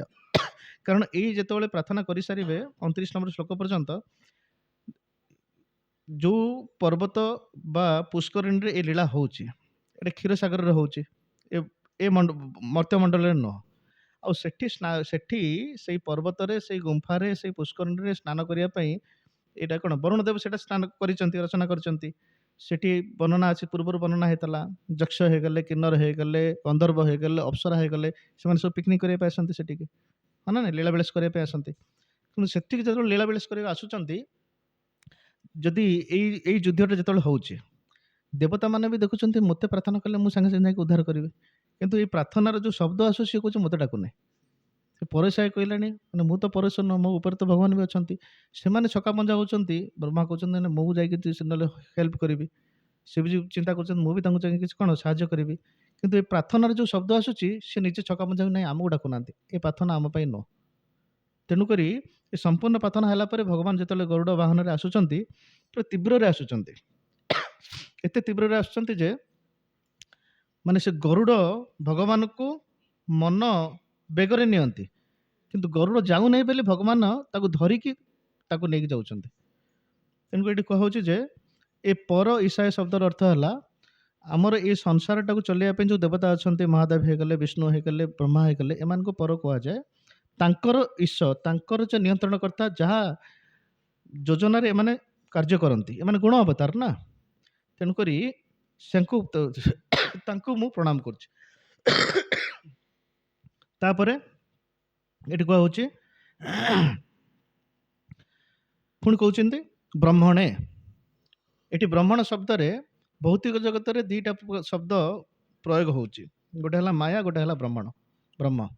ଆମ ଶରୀର ଦେଖିବେ 90 କେଜି, ଯାହାର ଓଜନ 90 କେଜି 80 କେଜି ଥିବ, 80 କେଜି ବା 90 କେଜି ଜଡ଼ ଜିନିଷ ଗୁରା ଆମର ଭୂମି ଆପ ଅନଳ ବାୟୁ ସବୁ ଯାକ ଜଡ଼। ଯଦି ଆତ୍ମା ଦେଖିବେ ସେଇଟା 10,000 ଭାଗରୁ ଗୋଟେ ଭାଗ ଆତ୍ମା ହିଁ ଅଛି। ଏ ଶରୀରଟା ଭଗବାନଙ୍କର ଜଡ଼ ପ୍ରକୃତି ବା ମାୟା, ଆଉ ଭଗବାନଙ୍କର କ'ଣ ଜୀବଭୂତ। ଜୀବଭୂତ ମାନେ ଭଗବାନଙ୍କର ଜୀବରାଶି ଯେଉଁ ଅଛନ୍ତି ପରା ପ୍ରକୃତି, ଚିନ୍ମୟ ଆତ୍ମା ଯେଉଁ ଅଛନ୍ତି। 84 ଲକ୍ଷ ଜନିରେ ଜଳଜା ଅଛନ୍ତି, କ'ଣ ସ୍ଥାବର ଅଛନ୍ତି, ଜଙ୍ଗମ ଅଛନ୍ତି, ପକ୍ଷୀ ଅଛି, ପଶୁ ଅଛନ୍ତି, ଏ ସମସ୍ତେ ଯେତେ ଅଛନ୍ତି ଏମାନେ ସବୁ ଗୋଟେ ଗୋଟେ ଆତ୍ମା। କିନ୍ତୁ ଭଗବାନ ତାଙ୍କଠାରୁ ଅଲଗା। ଏଇଟା ନେଇକି ଏ ସମ୍ପୂର୍ଣ୍ଣ ତିଆରି। ତେଣୁକରି ଏ ବ୍ରହ୍ମ ଶବ୍ଦର ଗୋଟେ ଅର୍ଥ ହେଲା ବିରାଟ, ଆଉ ଗୋଟେ ଅର୍ଥ ହେଲା ଚିନ୍ମୟ ଯେଉଁ ଆତ୍ମା। କିନ୍ତୁ ଭଗବାନଙ୍କର ଧାମରେ ସବୁଯାକ ଚିନ୍ମୟ, ସବୁଯାକ ସେଠି ଜଡ଼ ବୋଲି କିଛି ନାହିଁ। ସେଠିକାର ଜଳ ହେଇଗଲା, ସେଠିକାର ନଦୀ ହେଇଗଲା, ସେଠିକାର ଭଗବାନଙ୍କର ପାର୍ଷଦ ମାନେ ହେଇଗଲେ, ପକ୍ଷୀ ହେଇଗଲା, ଦିବ୍ୟ ଫୁଲ ଯେତେ ଅଛନ୍ତି, ଫଳ ଅଛନ୍ତି, ସବୁଯାକ ଚିନ୍ମୟ। ତେଣୁକରି ଏଠି କୁହାହଉଛି ନମ ବ୍ରହ୍ମଣେ। ତାପରେ କୁହାହଉଛି ବ୍ରହ୍ମଣ ଶବ୍ଦ ପ୍ରଭୁପାଦ କହୁଛନ୍ତି ଯେ ପରମ ବ୍ରହ୍ମ ଅନନ୍ତ ଶକ୍ତି, ଅନନ୍ତ ଶକ୍ତି ସମନ୍ୱିତ। ଭଗବାନଙ୍କର ଅନନ୍ତ ଶକ୍ତି ଅଛି। ଜଗତ ତିଆରି କରିବା ପାଇଁ ମୁଖ୍ୟତଃ 3 ପ୍ରକାର ଶକ୍ତି ଆମର କୁହାଯାଉଛି। ଅନ୍ତରଙ୍ଗ ଶକ୍ତି, ବହିରଙ୍ଗ ଶକ୍ତି, ତଟସ୍ଥ ଶକ୍ତି। ତା ସହିତ ଭଗବାନଙ୍କ ଇଚ୍ଛା ଶକ୍ତି ଅଛି, ଜ୍ଞାନ ଶକ୍ତି ଅଛି, ହଜାର ହଜାର ଶକ୍ତି ଅଛି। ତେଣୁକରି ତାଙ୍କ ଶକ୍ତି ବି ଅନନ୍ତ। ତାପରେ କୁହାହଉଛି ଅରୂପାୟ। ଭଗବାନଙ୍କର ରୂପ ନାହିଁ, ରୂପ ନାହିଁ। ମାୟାବାଦୀ ମାନେ ସେମାନେ ପୁରା ଆନନ୍ଦ ହେବେ, ଭଗବାନ ତ ରୂପ ନାହିଁ, ଆଉ ଭଲ, ଆଉ ତାହେଲେ ଆମର ପରମ୍ପରା ବଢ଼େଇବା, ଆମର ଲୋକ ସଂଖ୍ୟା ବଢ଼େଇବା। ଦେଖ ଭଗବାନ ରୂପ ନାହିଁ, କିଛି ନାହିଁ, ଆପଣ ମୋ ପାର୍ଟିର ଲୋକ ଆସନ୍ତୁ। ଏଠି କହୁଛି ଅରୂପାୟ ଶବ୍ଦରେ କହୁଛନ୍ତି ଭୌତିକ ରୂପ ପରି ତାଙ୍କର ରୂପ ନାହିଁ। ଆଉ ତାଙ୍କର କହୁଛି ଉରୁ ରୂପାୟ। ଏଇ ଉରୁ ରୂପାୟରେ କହୁଛନ୍ତି ତାଙ୍କର ଅବତାର ମାଧ୍ୟମରେ ଯେଉଁ 6 ପ୍ରକାର ଅବତାର ନିଅନ୍ତି। କେବେ କେବେ ବିଷ୍ଣୁ ତତ୍ତ୍ୱ ନିଜେ ଅବତାର ଆସନ୍ତି, ଯେମିତି ପରଶୁରାମ ହେଇଗଲେ, ବରାହ ହେଇଗଲେ, ମୀନ ହେଇଗଲେ, ଏ ଅବତାର ଆସନ୍ତି। କେବେ କେବେ ଜୀବକୁ ଶକ୍ତି ସଞ୍ଚାର କରି ଅବତାର ରୂପରେ ପଠାନ୍ତି, କୌଣସି କାର୍ଯ୍ୟ ସିଦ୍ଧି କରିବା ପାଇଁ। ନାରଦ ମୁନି ଯେମିତି ଆସିଲେ, ସେ ଭକ୍ତି ପ୍ରଚାର ପାଇଁ ଆସିଛନ୍ତି। ଚତୁଃଶ୍ୱାନ କୁମାର, ସେମାନେ ଜୀବ ତତ୍ତ୍ୱ, କିନ୍ତୁ ଭଗବାନଙ୍କର ସେ ଅବତାର ଗଣାଯାଉଛନ୍ତି। ପ୍ରଥମ ସ୍କନ୍ଧ 2ୟ ଅଧ୍ୟାୟରେ 24 ଅବତାର ଯେଉଁ ବର୍ଣ୍ଣନା କରାଯାଇଛି, ତା ଦେହରେ ଜୀବ ତତ୍ତ୍ୱକୁ ଅବତାର ରୂପରେ ବି କରାଯାଉଛି। ସେ ଶକ୍ତାବଶ ଅବତାର ଓ ଭଗବାନଙ୍କ ଲୀଳା ଅବତାର ବି ଆସୁଛନ୍ତି, ଯୋଗ ଅବତାର ସବୁ ଆସୁଛନ୍ତି। ପୁଣି କୁହାଯାଉଛି ଉରୁ ରୂପାୟରେ ଭଗବାନ ଶ୍ରୀ ରାମଚନ୍ଦ୍ର ହେଇଗଲେ, ଭଗବାନ କୃଷ୍ଣ ହେଇଗଲେ, ଯେଉଁମାନେ ନର ରୂପରେ ଆସିଛନ୍ତି, ବା ପଶୁ ରୂପରେ ଯେଉଁ ଅବତାର ଆସିଛନ୍ତି, ନୃସିଂହ ହେଇଗଲେ, ବରାହ ହେଇଗଲେ, ମୀନ ହେଇଗଲେ, ବା ଆମର ଅନ୍ୟମାନେ ଯେଉଁ ଅବତାର ଆସିଛନ୍ତି, ଯେଉଁମାନେ କ'ଣ ବାହ୍ୟ ଦୃଷ୍ଟିରୁ ଦେଖିଲେ ସେମାନେ ଗୋଟେ ଗୋଟେ ଅବଧୂତ ଭଳି, ବାହ୍ୟ ଶୌଚ ନଥାଏ। ଯେମିତି ଆମର ଆସିଲେ ଦତ୍ତାତ୍ରେୟ ଆସିଛନ୍ତି, ଆଉ ଆମର ଜୈନ ଧର୍ମ ଯେଉଁ ପରିବେଶ, ତାଙ୍କ ନାଁ କ'ଣ, ପଞ୍ଚମ ସ୍କନ୍ଧରେ ଯେଉଁ ଆସୁଛନ୍ତି, ଭରତଙ୍କର ବାପାଙ୍କ ନାଁ ଋଷଭଦେବ। ଋଷଭଦେବ ମାନେ ସେ ଗୋଟେ ଜାଗାରେ ପଡ଼ିକି ରହୁଥିଲେ, ସେଇଠି ସେ ଶୌଚ କରୁନଥିଲେ, ସେଇଠି ବିଷଟା ହଗୁଥିଲେ, ମୁତୁଥିଲେ, କିନ୍ତୁ ତାରି ଉପରେ ପଡ଼ିକି ରହୁଥିଲେ। ବାହାରକୁ ଦେଖାଦେଲେ ସେ କ'ଣ ମାନେ ଗୋଟେ ତାମସିକ ଲୋକ ଭଳି, କିନ୍ତୁ ସେ ଯେଉଁଠି କ'ଣ ବିଷଟା ତ୍ୟାଗ କରୁଥିଲେ 10,000 ମାଇଲ ପର୍ଯ୍ୟନ୍ତ ତାର ସୁଗନ୍ଧ ଥିଲା। ତେଣୁକରି ସେ ଅବତାରରେ ସିଏ ତାମସିକ ଗୁଣକୁ ଅଙ୍ଗୀକାର କରିକି ସେଇ ପ୍ରକାର ରହୁଥିଲେ। ପଶୁ ଅବତାର ହେଇଗଲା, ଆଉ ଅନ୍ୟ ଅବତାରେ ଆଗକୁ ସେଇଟା ଆସିବ। ଭଗବାନ ଏଠିକି ଆସିଲେ ସତ୍ୱଗୁଣ, ରଜଗୁଣ, ତମଗୁଣକୁ ଅଙ୍ଗୀକାର କରି ବି ଅବତାର ନିଅନ୍ତି। ବର୍ତ୍ତମାନ ପଶୁ ଅବତାରରେ ତାଙ୍କର ଜଣେ କହିବ ଯେ କ'ଣ ଏ ବରାହ ଅବତାର ମାନେ, ପଶୁ ଅବତାର ମାନେ ଏଗୁলো ତାମସିକ ଗୁଣକୁ ଅଙ୍ଗୀକାର କରିଛନ୍ତି। କାରଣ ତାଙ୍କର ସେଇ କାର୍ଯ୍ୟ ସମ୍ପାଦନ କରିବା ପାଇଁ, ରସାତଳକୁ ପୃଥିବୀକୁ ଅନ୍ୱେଷଣ କରିବା ପାଇଁ ସେଠି ଶୁଙ୍ଗି ଶୁଙ୍ଗି ଶୁଙ୍ଗି ଶୁଙ୍ଗି ଅନ୍ୱେଷଣ କରୁଛନ୍ତି, ଯେମିତି ବରାହ ଅନ୍ୱେଷଣ କରେ, ସେଟାକୁ ଉଠେଇଛନ୍ତି। ସେଥିପାଇଁ ଏଠି କୁହାହଉଛି ଅରୂପାୟ, ତାଙ୍କର ରୂପ ଭୌତିକ ରୂପ ପରି ନୁହଁ। ଆଉ ଉରୁ ରୂପାୟ, ଉରୁ ରୂପାୟ ମାନେ ଏଇ ଉରୁ ଶବ୍ଦ ମାନେ ବିବିଧ ରୂପ ଗ୍ରହଣ କରିକି ସେ ଗ୍ରହଣ ଆସୁଛନ୍ତି। ପୁଣି ନମ ଆଶ୍ଚର୍ଯ୍ୟ କର୍ମଣେ, ତାଙ୍କର ପ୍ରତ୍ୟେକ କାର୍ଯ୍ୟ ଆଶ୍ଚର୍ଯ୍ୟଜନକ। ଆଶ୍ଚର୍ଯ୍ୟ ଶବ୍ଦର ଅର୍ଥ ହେଲା ସେଇଟା ଦେଖିଲା ପରେ ଆମେ କ'ଣ ଆଖିଟା ଟିକେ ବଡ଼ ବଡ଼ ହେଇକି ବିସ୍ଫୁରିତ ହେଇକି ଆମେ ଦେଖିବା ସେଇଟାକୁ। ବର୍ତ୍ତମାନ ଆମେ ଯଦି ଦେଖିବା ପୃଥିବୀରେ, ଆମେ ଜାଣିଛୁ, ଇତିହାସରେ ପଢ଼ିଛୁ ବା କରେଣ୍ଟ ଆଫେୟାର୍ସରେ ପଢ଼ିଛୁ, ସପ୍ତ ଆଶ୍ଚର୍ଯ୍ୟ ଅଛି। କୋଣାର୍କ ଗୋଟେ ତା ଦେହରେ ଆଶ୍ଚର୍ଯ୍ୟ, ଆଉ ଗୋଟେ କଣ ଆମର ଏଇ ଯୋଉ ଚାଇନା ଗେଟ୍ ହେଇଗଲା ସେଇଟା ଗୋଟେ ଆଶ୍ଚର୍ଯ୍ୟ, ଆମର ଯୋଉଟା ଚାଇନାରେ ଯୋଉଟା ଅଛି ୱାଲ୍ ଅଫ୍ ଦି ଚାଇନା। କିନ୍ତୁ ଏଇଗୁରା ସବୁ ଯାକ ମନୁଷ୍ୟକୃତ। ଭଗବାନ ଯୋଉ ବିଶାଳ ସମୁଦ୍ର କରିଛନ୍ତି, ବିଶାଳ ପର୍ବତ ହିମାଳୟ ଚଟାଣ ଭଳିଆ ଅଛି, ହଁ ନା ନାଇଁ? ଏତେ ପ୍ରକାର ସରଞ୍ଜାମ ଭଗବାନ କରିଛନ୍ତି, ଏଇଟାକୁ ଦେଖି ତମେ ଆଶ୍ଚର୍ଯ୍ୟ କରୁନ? ଏ ଭୌତିକ ଲୋକମାନେ ଗୋଟେ ସୃଷ୍ଟି କରିଛନ୍ତି, ତାକୁ ତମେ ଆଶ୍ଚର୍ଯ୍ୟ କରିଦଉଛ। ଭ- ପରମ ପୂଜ୍ୟ ରାଧାଗୋବିନ୍ଦ ମହାରାଜ କୁହନ୍ତି, ଯାହାର ଟିକେ ବୁଦ୍ଧି ଅଛି ସେ ଯଦି ସଂସାରକୁ ଦେଖିବ ସିଏ ଗୋଟେ ଭକ୍ତ ହେଇଯିବ, ହଁ ନା ନାଇଁ? କାରଣ ଆମର ବୁଦ୍ଧି ଆଉ ଆମ ମନକୁ କେବେ ଆମେ ପ୍ରୟୋଗ କରୁନୁ। କେବଳ ଗୋଟେ ଜିନିଷ ପ୍ରୟୋଗରେ ଲାଗିଛି, ଇନ୍ଦ୍ରିୟଟା ଯୋଉଟା ଅଛି, ଠୁସି ଠୁସିକି ଭର, ଭଲସେ ଖା, ଭଲସେ ଶୋ, ଭଲସେ ତୁ ମୌଜ ମଜରେ ରହ, ସୁନା ଗଣା ପିନ୍ଧ, ଏଇଟା କର ସେଇଟା କର। ବୁଦ୍ଧି ଆଉ ମନକୁ ଯେତେବେଳେ ଆମେ ପ୍ରୟୋଗ ନ କରିବୁ, ତା ଦେହରେ ଜଙ୍କ ଲାଗିଯିବ। ତେଣୁକରି ବାବାଜୀ ମାନେ ଆସି ଯେତେବେଳେ ପିଟିବେ, ତାପରେ ଟିକେ ଟିକେ ଉଠିବ। ହଁ, ତେଣୁକରି ଆଉ ଓଡ଼ିଆ ଲୋକଙ୍କର ସେଇଟା କ'ଣ କହିଲ, ଯଦି ଖାଇକି ଘରେ ନିଆଁ ବି ଲାଗିଗଲା, ହଁ ନିଆଁ ତ ଲାଗିଛି, ମୋତେ ତ ତାତି ନାହିଁ, ମୁଁ କେମିତି ଓହ୍ଲେଇବି? ନା, ଟିକେ କଡ଼ ଓହ୍ଲେଇକି ସେ ଶୋଇପଡ଼ିବ। କାରଣ ଖରାଦିନ ପଖାଳ ଖାଇକି ଯେତେବେଳେ ଶୋଇବ, ତ ସଂସାରରେ ମୁଁ ତ ଖାଇକି ତ ଶୋଇବ, ସେଇ ଆନନ୍ଦଟା ଗୋଟେ ଶ୍ରେଷ୍ଠ ଆନନ୍ଦ। ଶାସ୍ତ୍ରରେ ଅଛି କି ମାନେ କ'ଣ, ନିଦ ସୁଖଟା ଯୌନ ସୁଖଠାରୁ ବି ଶ୍ରେଷ୍ଠ। ତେଣୁକରି ଖାଇକି ଶୋଇବାର ଯେଉଁ ଆନନ୍ଦ ଓଡ଼ିଶାରେ ସେ ପାଉଛନ୍ତି, ହଁ ବାବାଜୀ ମାନେ ସିଏ ତ କ'ଣ କହିଲା ଆସିଲା ସେଇଟା କଲା, ଯେତେବେଳେ ନିଜ ଉପରକୁ ସେ ଜିନିଷଟା ଆସିବ, ହଁ ନା ନାଇଁ? ଆରେ ମୋ ଘରେ ସମସ୍ତେ ମୃତ୍ୟୁବରଣ କରୁଛନ୍ତି, ମୋତେ ବାର୍ଦ୍ଧକ୍ୟ ଆସିଲାଣି, ଏବେ ଯଦି ମୁଁ ତୟାର ନ କରିବି, ହରିଭଜନ ନ କରିବି, ଉଦ୍ଧାର କେମିତି ହେବି? ତେଣୁକରି ବେଳେବେଳେ ଏମିତି 7 ଦିନିଆ କଥା, 3 ଦିନିଆ କଥା, ଆଉ ଇସ୍କନ କଥା ଶୁଣିବ ମାନେ ଗଲା, ତମର ନିଆଁ ଲାଗିଯିବ, ସଂସାରଟା ଜଳି ପୋଡ଼ି ଧ୍ୱଂସ ହେଇଯିବ। ଆଉ ଦିବ୍ୟ ଜୀବନକୁ ତମକୁ କ'ଣ ଅଭ୍ୟାସ କରାଇବେ ସେମାନେ। ଏମିତି ଡରିବେ ନାହିଁ, ଖାଲି ଇସ୍କନ ପ୍ରବଚନ ଶୁଣିଲେ କ'ଣ ଜଣେ ସାଧୁ ହେଇଯିବ, ବୈରାଗୀ ହେଇଯିବ, ନା। ଗୀତାର 4ଟା ବ୍ୟକ୍ତିତ୍ୱ ଗୃହସ୍ଥ। ଅର୍ଜୁନ ଗୃହସ୍ଥ, ଭଗବାନ କୃଷ୍ଣଙ୍କର ଗୃହସ୍ଥ ମାନେ 16,000 ହଜାରରେ ତାଙ୍କର କାଉଣ୍ଟ। ଧୃତରାଷ୍ଟ୍ର ଗୃହସ୍ଥ, ସଞ୍ଜୟ ଗୃହସ୍ଥ। ସେ କହୁଛନ୍ତି ସନ୍ନ୍ୟାସ ହେବା ପାଇଁ, ନାଇଁ ତୁ ସନ୍ନ୍ୟାସ ହନା, ତୁ ତୋର ଯୁଦ୍ଧ କର। ଗୀତା ଭାଗବତ ପଢ଼ିଲେ, ସାଧୁମାନଙ୍କ ସଙ୍ଗ କଲେ, ଭଗବାନଙ୍କୁ ନିଜ ଜୀବନରେ ଯୋଡ଼ିବାର କଳାଟା ଶିଖେଇବେ। ଆଉ ଏ କଳାଟା ଶିଖିଲା ପରେ ତମ ଇନକମ୍ 80% ବଢ଼ିଯିବ। ଯଦି କିଏ ଚାହିଁବାକୁ ଚାହୁଁଛ, ସେ ମୋତେ ପଚାରିବ, ମୁଁ ବତେଇ ଦେବି। କାରଣ 80% ଇନକମ୍ ଯେଉଁ ମାଛ ମାଉଁସ ହାଡ଼ ଚୋବେଇବାରେ ଯାଉଛି, ଏଇଟାରେ ଯାଉଛି, ସେଇଟା ଯାଉଛି, ସେଇଟା ବନ୍ଦ ହେଇଯିବ। ଗୁଡ଼ାକୁ ଖର୍ଚ୍ଚ ବନ୍ଦ ହେଇଯିବ। ଚା ପାନ ବିଡ଼ି ସିଗାରେଟ୍ ସେଇଟା ବନ୍ଦ ହେଇଯିବ, ଆମିଷ ବନ୍ଦ ହେଇଯିବ। ତାହେଲେ ସେ ପଇସା ରହିଲା ନା, ଯେଉଁଟା ବାଜେ ଖର୍ଚ୍ଚ ହେଉଛି। ସାଧୁ ସଙ୍ଗ କରିବ, ବାସ୍ ଆନନ୍ଦରେ ଶରୀର ସୁସ୍ଥ ରହିବ, ମନ ପ୍ରଫୁଲ୍ଲ ରହିବ। ତେଣୁକରି ସବୁ ପ୍ରକାର ବେନିଫିଟ୍। ତେଣୁକରି ଅନ୍ତରାଷ୍ଟ୍ରୀୟ କୃଷ୍ଣ ଭାବନା ସଂଘର ଏଇ ଯେଉଁ ଗୋଟେ ଡର ତାଙ୍କର ପଶିଛି, ଏଠିକି ଆସିଲେ ସବୁ ଆମର ଛଡ଼େଇ ଦେବେ। ଏଇ ଛଡ଼େଇବାଟା ତମର ବଦ ଅଭ୍ୟାସଟା, ଏଇଟା ଛାଡ଼ିଲେ ତମର ଶରୀରଟା 100 ବର୍ଷ ପର୍ଯ୍ୟନ୍ତ ଲାଷ୍ଟିଂ କରିବ, ନହେଲେ ତା ଆଗରୁ ତମର ରାମ ନାମ ସତ୍ୟ ହେଇଯିବ। ତେଣୁକରି ଏଇଟା ଯେତେବେଳେ କହିଦେଉଛନ୍ତି, କହିଲା ପରେ ଏଠି କହୁଛନ୍ତି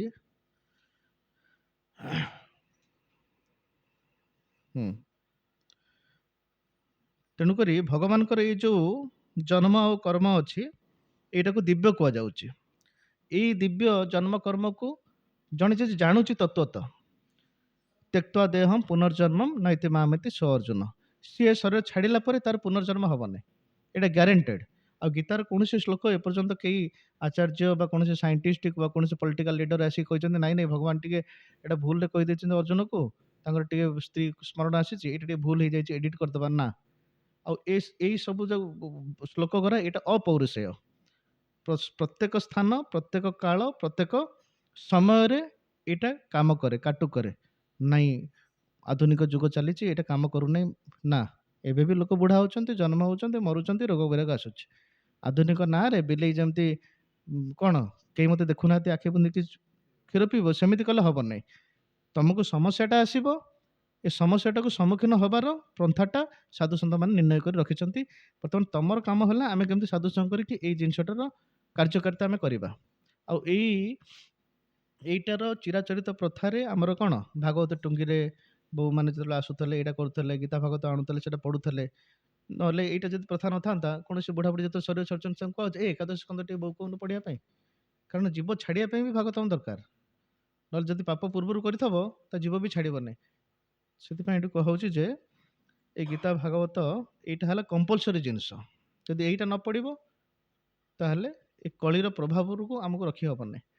ମାନେ ମୃତ୍ୟୁ ପୂର୍ବରୁ ଆମେ 50 ଥର ମରିଯାଇଥିବା। ଝିଅ କାହା ସାଙ୍ଗରେ ଗଲାଣି ଭାରି, ପୁଅ କଥା ମାନୁ ନାହିଁ, ବୋହୂ କରିକି ଆଣିଲେ ଯେ ସିଏ ତ ସେଠି ରହିଲାଣି, ମୁଁ ବୁଢ଼ାବୁଢ଼ୀ ହେଇଗଲିଣି, ମୋତେ କିଏ ପଚାରିବ? ତେଣୁକରି ଯେତେବେଳେ ଭଗବତ ଗୀତାଙ୍କର ଭାଗବତମକୁ ଯେତେବେଳେ କାର୍ଯ୍ୟରେ ଲଗେଇବା, ଆମେ ପଶ୍ଚିମ ଓଡ଼ିଶାରେ 6ଟା ଡିଷ୍ଟ୍ରିକ୍ଟରେ ପ୍ରଚାର ହେଉଛି, ସେଠି 50ଟା 100ଟା ପରିବାର ସକାଳେ ଆସୁଛନ୍ତି 300 ଜଣ ଜୁମ୍ରେ। ଯିଏ ଦୀକ୍ଷା ନେବ ତାଙ୍କର ଶାଶୁ ଶ୍ୱଶୁର ବାପା ମା ଯଦି କିଏ ନେବ, ସବୁଦିନ ରାତିରେ ତେଲ ମାରିକି ଘଷୁଥିବ। ବର୍ତ୍ତମାନ ଏଇ ଗୋଡ଼ ଘଷିବା ପ୍ରଥା ବି ସଂସାରରୁ ଉଠିଗଲାଣି। ତେଣୁକରି ସିଏ ସମସ୍ତେ ଭିଡ଼ିଓ କରି ଛାଡ଼ୁଛନ୍ତି। ପ୍ରଥମ 10-15 ଦିନ ଲାଜ ଲାଗିଲା। ବର୍ତ୍ତମାନ ଏଇ କାର୍ଯ୍ୟ ଦ୍ୱାରା ଯେତେବେଳେ ବୋହୂ ତା ଶାଶୁ ଶ୍ୱଶୁରରୁ ଗୋଡ଼ ଦବେଇଲା, ତେଲ ଲଗେଇକି ମାଲିସ କରୁଛନ୍ତି, ତାଙ୍କର ସମ୍ପର୍କ ବି ବହୁତ ମିଠା ହେଇଯାଉଛି। ତାଙ୍କର ଭିତରେ ଯେତେ ସବୁ ମନମାଳିନ ହେଇଛି ସେଇଟା ସବୁ କମ୍ ହେଇଗଲାଣି। ବର୍ତ୍ତମାନ ସେଠି କ୍ରାଇଟେରିଆ କରିଛନ୍ତି, ଯେଉଁମାନେ 6 ମାସ ପର୍ଯ୍ୟନ୍ତ ଭିଡ଼ିଓ ପଠେଇ ନାହାନ୍ତି, ଏଇଟା କରିନାହାନ୍ତି, ତାଙ୍କୁ ଦୀକ୍ଷା ହେବନି। ଆମେ ଦୀକ୍ଷା କରିଦେଉଛୁ, ଇସ୍କନରେ ସେମାନେ ଦୀକ୍ଷା ହେଲା ପରେ ତିଲ କଣ୍ଠିମାଳ କରିଦେଉଛି, ଆରେ ମୋ ଶାଶୁଟା ଆମିଷ ଖାଉଛି, ମୁଁ ତାର ସେବା କରିବି, ଏଇ ଘୃଣା ଭାବ ଆସୁଛି। ତାହେଲେ ତମେ କ'ଣ ଶିକ୍ଷା କଲ?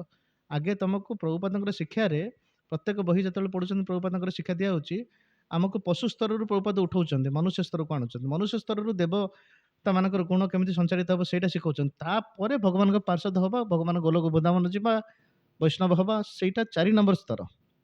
ପଶୁ ସ୍ତରରୁ ମନୁଷ୍ୟ ସ୍ତରକୁ ଆସିବା ପାଇଁ ନିୟମ ପାଳନ କର, ହଁ ନା ନାହିଁ? ମାଛ ମାଂସ କମ୍ କର, ଆସ୍ତେ ଆସ୍ତେ ତାକୁ ଛାଡ଼। ତାପରେ କ'ଣ, ଜୁଆ ସଟା ଖେଳିବ ନାହିଁ, ପର ସ୍ତ୍ରୀ ବା ପର ପୁରୁଷ ସମ୍ପର୍କ କରିବ ନାହିଁ, ଆଉ କ'ଣ, ନିଶା ଦ୍ରବ୍ୟ କରିବ ନାହିଁ। ଏଇଟା ତ ସମସ୍ତେ କରୁଛନ୍ତି, ସେଇଟା ନ କରିବି କେମିତି? ତାହେଲେ ହରିନାମ ଜପ କର। ହରିନାମ ଜପ କଲେ ଏ କଳିର ପ୍ରଭାବକୁ ଉଠିବା ପାଇଁ ଶକ୍ତି ମିଳିବ। ଆଉ ସେଥିପାଇଁ ସାଧୁସଙ୍ଗ କଲେ ଏଇଟା ସବୁ ସାଇଡ୍ ବେନିଫିଟ୍, ହଁ ନା ନାହିଁ? କିନ୍ତୁ ମୁଖ୍ୟ ଜିନିଷ ହେଲା ଭଗବାନ ସହିତ ତୁମର ହୃଦୟର ଯେତେବେଳେ ପ୍ରେମ ସଞ୍ଚାର ଭଗବାନଙ୍କ ପ୍ରତି ହେବ, ଶରୀର ଶୀତଳ ହେଲା ପରେ, ଶରୀର ଛାଡ଼ିଲା ବେଳେ ଭଗବାନଙ୍କୁ ସ୍ମରଣ କରିବ, ଭଗବାନ ଧାମକୁ ଯିବ। କାରଣ ଯେଉଁ ସମୟରେ ଯେଉଁ ଚିନ୍ତା କରିକି ଆଖି ବନ୍ଦ ହେଇଯିବ, ସେଇ ଧାମ ସେଇ ଶରୀରକୁ ମୁଁ ଯିବି। ତାପରେ 10 ନମ୍ବର ଶ୍ଲୋକରେ କହୁଛନ୍ତି, ନମ ଆତ୍ମପ୍ରଦୀପାୟ ସାକ୍ଷିଣେ ପରମାତ୍ମନେ ନମୋ ଗିରାମ୍ ବିଦୁରାୟ ମନଶ୍ଚେତ ମନଶ୍ଚେତସାମ୍ अपि। ଏଠି କହୁছে ନମ ଆତ୍ମପ୍ରଦୀପାୟ, ନମ ସାକ୍ଷିଣେ, ସବୁ ଜାଗାରେ ନମ ଲାଗିବ।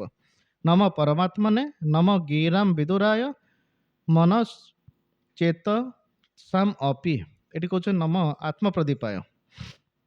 ଆତ୍ମପ୍ରଦୀପାୟରେ କହୁଛନ୍ତି ଯିଏ ସ୍ୱୟଂ ପ୍ରକାଶ ବା ଯିଏ ଜୀବକୁ ଜ୍ଞାନ ଆଲୋକ ପ୍ରଦାନ କରେ। ପ୍ରଦୀପ ଆଲୋକ ଏଇଟା ସବୁବେଳେ ଜ୍ଞାନବାଚକ ଶବ୍ଦ। ଯେମିତି ଏବେ ଅନ୍ଧାର ହେଇଛି, ଯେତେବେଳେ ସୂର୍ଯ୍ୟଙ୍କର ଉଦୟ ହୁଏ, ଏ ଅନ୍ଧକାରରେ ସବୁ ଜିନିଷ ଅଛି, ମାଇକ୍ ସେଟ୍ ଥିବ, ମୋବାଇଲ ଥିବ, ଏ ଘରରେ ଯେତେ ସବୁ ଆଖି ବନ୍ଦ କରିଦେଲେ ଅନ୍ଧାରରେ ଦେଖାଯାଉ ନାହିଁ, କିନ୍ତୁ ମୁଁ ଜାଣିଛି ଲାଇଟ୍ ଏଠି ଜଳୁଛି, ସେଠି ଫ୍ୟାନ୍ ଅଛି, ଏଠି ସବୁ ଭକ୍ତମାନେ ବସିଛନ୍ତି, କିନ୍ତୁ ଆଖି ଖୋଲିଲା ପରେ ସମସ୍ତଙ୍କୁ ମୁଁ ଜାଣିପାରିବି ଏଇ ଜିନିଷରେ ଅଛି। ତେଣୁ ସୂର୍ଯ୍ୟଙ୍କର ଯେତେବେଳେ ପ୍ରକାଶ ହୁଏ, ସୂର୍ଯ୍ୟଙ୍କର କିରଣରେ ସବୁ ଜିନିଷ ପ୍ରକାଶିତ ହୁଏ। ଦିନ ହେଲା ପରେ ଏଠି ଗାଈ ଅଛି, ଏଠି ଗୋରୁ ଅଛି, ଏଠି ସାଇକେଲ ଅଛି, ସବୁ ଜିନିଷ ହୁଏ। ସେଇ ପ୍ରକାର ଯେତେବେଳେ ଜଣକୁ ଏ ଶ୍ରୁତି ଜ୍ଞାନ ଅନୁସାରେ ଏ ବେଦ ଜ୍ଞାନ ଯେତେବେଳେ ତାକୁ ଶୁଣାଯାଏ, ତାର ଜ୍ଞାନ ଆସେ, ଜ୍ଞାନ ଚକ୍ଷୁରେ ସେ ସଂସାରକୁ ଦେଖେ। ସେତେବେଳେ ଯେତେବେଳେ ଜ୍ଞାନ ଚକ୍ଷୁରେ ଭଗବାନଙ୍କ ସଂସାରକୁ ଦେଖେ, ସେତେବେଳେ ଠିକଣା ରୂପରେ ଜାଣେ କୋଉଟା ଠିକ୍ କୋଉଟା ଭୁଲ। ଏ ବିଚାର ଶକ୍ତି ଠିକ୍ ଭୁଲଟା ଏଇଟା ବୁଦ୍ଧିର କାମ। ଇନ୍ଦ୍ରିୟର କାମ ଅଲଗା, ମନର କାମ ଅଲଗା, ବୁଦ୍ଧିର କାମ ଅଲଗା, ଏସବୁ ଅଲଗା ଅଲଗା କାର୍ଯ୍ୟ। ମୁଁ ଯେତେବେଳେ ଏଇଟାକୁ ଗୁଳିଆ ମିଶା କରିଦେବି, ମୁଁ ବିବ୍ରତ ହେଇଯିବି।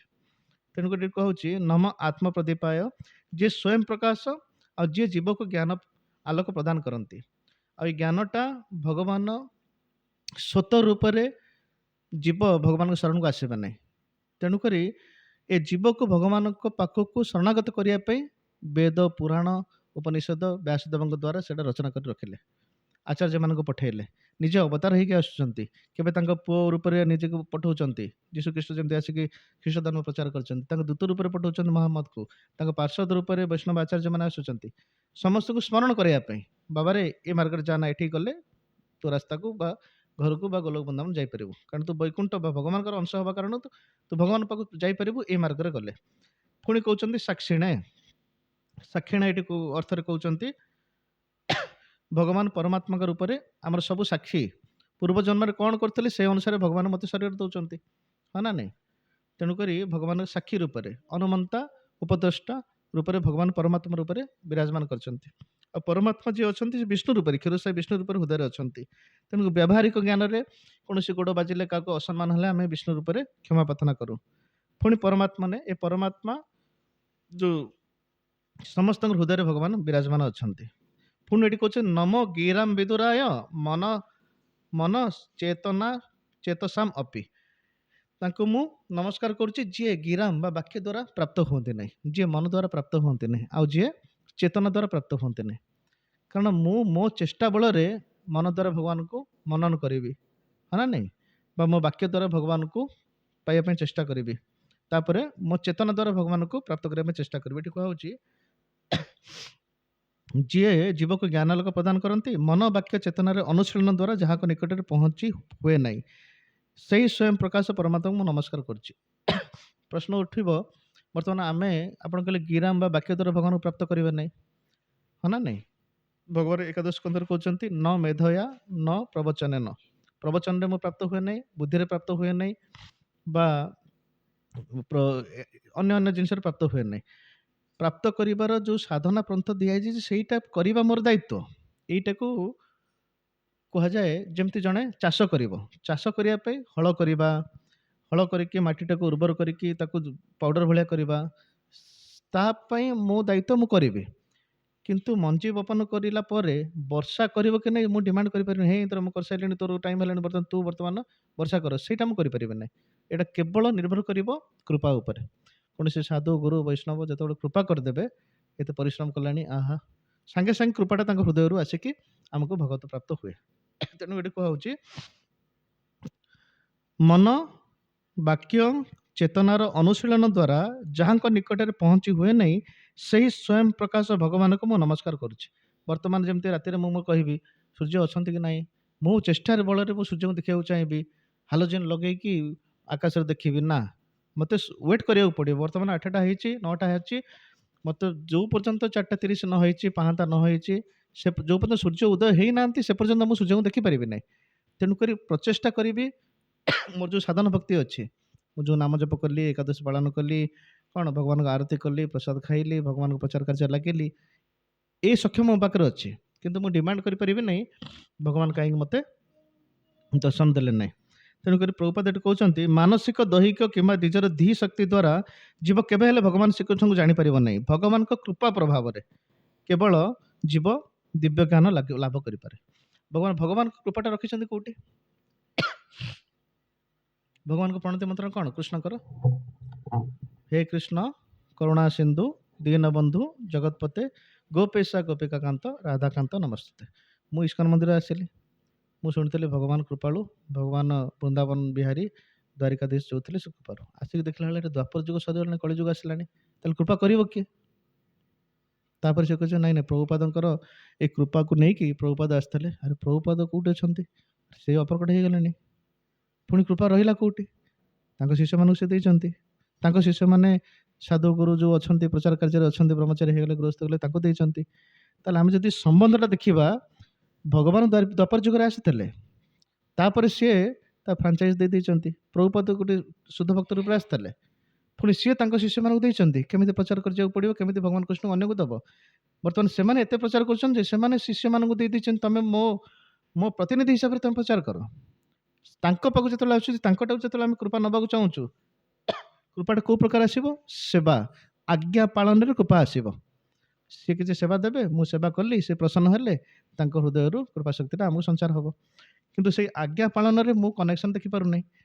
ହେ ଇଏ ତ ପ୍ରଭୁଜୀ, ଇଏ ମୋତେ କ'ଣ କହିବେ? ମୁଁ ଯଦି ଗୁରୁ ମହାରାଜଙ୍କ ଠାରୁ ଶୁଣିଥାନ୍ତି, ଜାଣିଥାନ୍ତି, ପ୍ରଭୁପାଦ ସ୍ୱପ୍ନରେ ଆସି କହିଥାନ୍ତେ, କୃଷ୍ଣ ସ୍ୱପ୍ନରେ ଆସି ମୋତେ ଉପଦେଶ ଦେଇଥାନ୍ତେ, ତାହେଲେ ମୁଁ କ'ଣ କରନ୍ତି? ମୋର କି ଦୁର୍ଭାଗ୍ୟ, ମୁଁ ଯଦି ଅର୍ଜୁନଙ୍କ ସମୟରେ ଶୁଣି ଦେଇଥାନ୍ତି ଗୀତାଟା, ମୋର ପୁରା ସେଇ ଜନ୍ମରେ ପାର ହେଇଯାଇଥାନ୍ତା। ପ୍ରଭୁପାଦଙ୍କ ପ୍ରକଟ ସମୟରେ ଯଦି ମୁଁ ଥାନ୍ତି, ମୋର ହେଇଯାଆନ୍ତା। ନାଇଁ, ସେଇ କୃପା, ସେଇ ମେସେଜ, ସେଇ ଶିକ୍ଷା, ସେଇ ଗୀତା ଏବେ ବି ପରିବର୍ତ୍ତନ ହେଇନାହିଁ। କିନ୍ତୁ ମୁଁ ଯେତେବେଳେ ଦେଖିବି ଏଇ କୃପାଟା ଏଇ ମାଧ୍ୟମରେ ଆସୁଛି, ଆଉ ମୁଁ ଯେତେବେଳେ ସେଇଟା ଗ୍ରହଣ କଲି, ଯେଉଁ ଆଦେଶ ଯେଉଁ ଉପଦେଶ ମୋତେ ଦିଆଯାଉଛି, ମୁଁ ଯଦି ତତ୍ତ୍ୱତଃ ସେଇଟା ପାଳନ କଲି, ମୁଁ ନିଜେ ଅନୁଭବ ହେଇପାରିବ ଯେ ମୁଁ ଭଗବାନଙ୍କ କୃପା ପ୍ରାପ୍ତ ହେଉଛି। ତେଣୁ ଏଠି କହୁଛି ନିଜ ମନ, ନିଜ ଦେହ, ନିଜ ଧୀ ଶକ୍ତି ବା ବୁଦ୍ଧି ଦ୍ୱାରା ଭଗବାନଙ୍କୁ ପ୍ରାପ୍ତ ହେବନି। ଏଠି କହୁଛି ଭଗବାନଙ୍କର କୃପା ପ୍ରଭାବରେ କେବଳ ଜୀବ ଦିବ୍ୟ ଜ୍ଞାନ ଲାଭ କରିପାରେ। ତେଣୁ କେହି ଯଦି ଭଗବାନଙ୍କୁ ଜାଣିବା ପାଇଁ ଐକାନ୍ତିକ ଭାବରେ ଆଗ୍ରହୀ ହୁଅନ୍ତି, ତାଙ୍କ ଭଗବାନଙ୍କ ନିକଟରୁ ସେ ଜ୍ଞାନ ପ୍ରାପ୍ତ କରିପାରିବେ। ଆଉ ଭଗବାନ ମାନେ କେବଳ ଗୋଟେ, କେବଳ କୃଷ୍ଣ ଭଗବାନ ନୁହଁ। କାରଣ କୃଷ୍ଣ ଯେତେବେଳେ ଆସୁଛନ୍ତି 5 ପ୍ରକାର 6 ପ୍ରକାର ଭଗବାନ ହେଇକି ଆସୁଛନ୍ତି। ଚୈତନ୍ୟ ଚରିତାମୃତ ପ୍ରଥମ ଶ୍ଲୋକରେ କହୁଛନ୍ତି ଭଗବାନ ସ୍ୱୟଂ ଆସୁଛନ୍ତି, ତାଙ୍କର ଶକ୍ତି ରୂପରେ ଆସୁଛନ୍ତି, ସ୍ୱୟଂ ଆସୁଛନ୍ତି ଭକ୍ତ ରୂପରେ। ତାପରେ ନିତ୍ୟାନନ୍ଦ ପ୍ରଭୁ ଆସୁଛନ୍ତି ତାଙ୍କ ଶକ୍ତି ରୂପରେ, କିଏ ଗଦାଧର ପ୍ରଭୁ ଆସୁଛନ୍ତି ଭକ୍ତ ରୂପରେ, ଶ୍ରୀବାସ ଠାକୁର ଆସୁଛନ୍ତି, ଆଉ ଅଦ୍ୱୈତ ଆଚାର୍ଯ୍ୟ ଅଛନ୍ତି। ତେଣୁ ଏ ସମସ୍ତେ ସାଙ୍ଗ ପାଙ୍ଗଙ୍କ ସହିତ ଆସୁଛନ୍ତି। ଏ ସମସ୍ତେ ଭଗବତ ତତ୍ଵର ବିସ୍ତାର। ତେଣୁ ଭକ୍ତଙ୍କର ପ୍ରଣାମ, ବୈଷ୍ଣବଙ୍କର ପ୍ରଣାମରେ ବି ସେଇ ଲାଗୁଛି କୃପା ସିନ୍ଧୁ। ବୈଷ୍ଣବ ପ୍ରଣାମ କଣ ମନ୍ତ୍ର? ବାଞ୍ଛା କଳ୍ପତରୁଭ୍ୟଶ୍ଚ କୃପା ସିନ୍ଧୁ। ବର୍ତ୍ତମାନ କୃପା ଭଗବାନ ହେଲେ କରୁଣା ସିନ୍ଧୁ, ଭକ୍ତ କେମିତି ହେଇଗଲେ କୃପା ସିନ୍ଧୁ? ଭକ୍ତ ତ ଗୋଟେ ଛୋଟ ଆତ୍ମା ନା, ସେ କେମିତି କୃପା ସିନ୍ଧୁ ହେଲେ? କାରଣ ଯେହେତୁ ସେ ଭଗବାନଙ୍କ ସଂସ୍ପର୍ଶରେ ଆସିଛନ୍ତି, ଭଗବାନଙ୍କର ସେବା ପୂଜା ପ୍ରତି ବର୍ଷ କରୁଛନ୍ତି, 10 ବର୍ଷ 15 ବର୍ଷ ଭଜନ କରୁଛନ୍ତି। ଗୋଟେ ଲୁହା ଯେମିତି ଅଗ୍ନିର ସଂସ୍ପର୍ଶରେ ଯେତେବେଳେ ସଙ୍ଗ କଲେ, ଘଣ୍ଟାଏ 2 ଘଣ୍ଟା, ଗୋଟେ ମା ମାନେ ଯେତେବେଳେ ଚୁମୁଟାକୁ ଯଦି ବା ଗୋଜିଣା ଅଛି ନା, ଯୋଉ ଚୁଲିରେ ଯଦି ପକେଇ ଦେଇଥିବେ ସେ ପୁରା ଲାଲ ଟଟଲଟ ହେଇଯାଇଥିବ। ବର୍ତ୍ତମାନ ଅଗ୍ନିର ଧର୍ମ ଲୁହା ନେଇଗଲା। ଭକ୍ତ ଯେତେବେଳେ ପ୍ରତ୍ୟେକ ଇନ୍ଦ୍ରିୟ ସହିତ ଭଗବାନଙ୍କର ସେବା ପୂଜା କଲା, ତାର ଇନ୍ଦ୍ରିୟର ଜଡ଼ତ୍ୱ ନଷ୍ଟ ହୋଇକି ଚିନ୍ମୟତା ପ୍ରାପ୍ତ ହୁଏ। କାରଣ ପ୍ରତ୍ୟେକ ଇନ୍ଦ୍ରିୟ 2ଟା ବୃତ୍ତି ଅଛି। ସେ ସଂସାର ଭୋଗ କରିବା ପାଇଁ ଜଡ଼ତା କାର୍ଯ୍ୟ କରିପାରିବ, ମୋତେ ଏଇଟା ଭଲ ଲାଗିଲା, ମୋତେ ଖାଇଲା, ମୋତେ ଏଇଟା କଲା, ସେ ସେଇ ଜିନିଷ କରିପାରିବ, ସେ ଜଡ଼ତା ପ୍ରାପ୍ତ ହବ। କିନ୍ତୁ ସେଇ ଇନ୍ଦ୍ରିୟରେ ଯେତେବେଳେ ଭଗବାନଙ୍କର ବସ୍ତୁରେ ଲାଗିଲା, ସେଇ ଜିହ୍ୱାରେ ଯେତେବେଳେ ପ୍ରସାଦ ଖାଇଲା, ତାହେଲେ ସେ ଜିହ୍ୱାଟା ଚିନ୍ମୟତା ପ୍ରାପ୍ତ ହେଲା।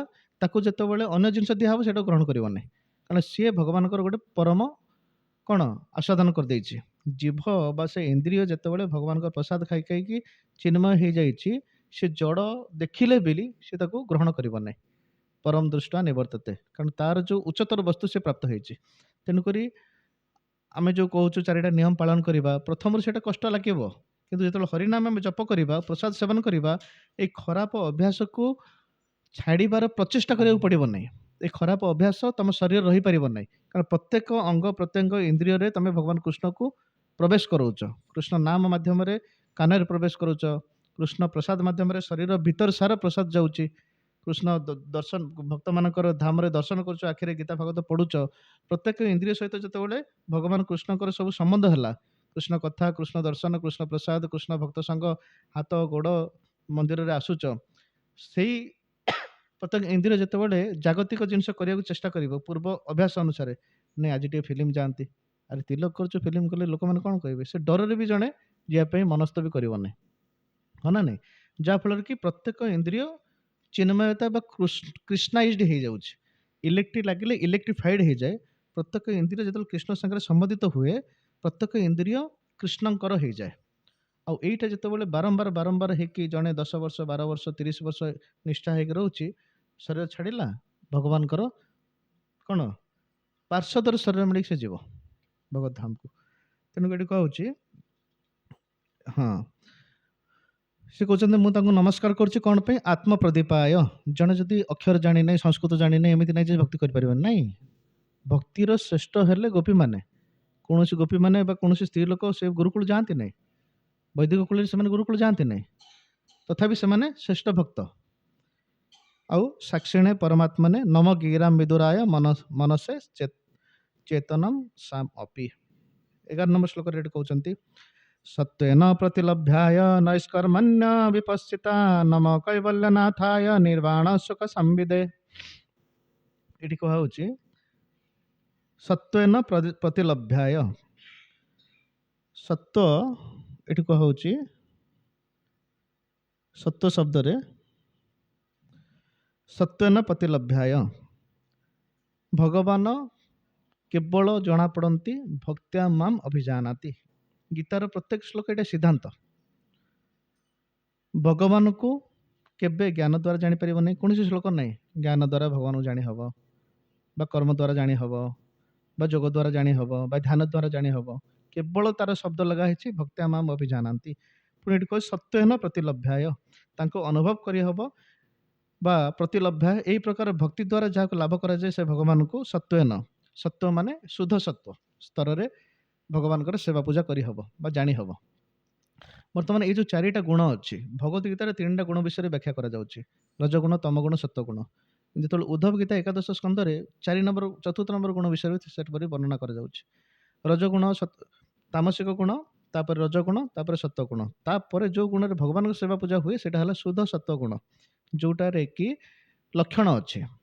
ଯେମିତି ରଜଗୁଣର ଲକ୍ଷଣ ଅଛି ସଙ୍ଗ ତୃଷ୍ଣା, ହଁ ନା ନାଇଁ?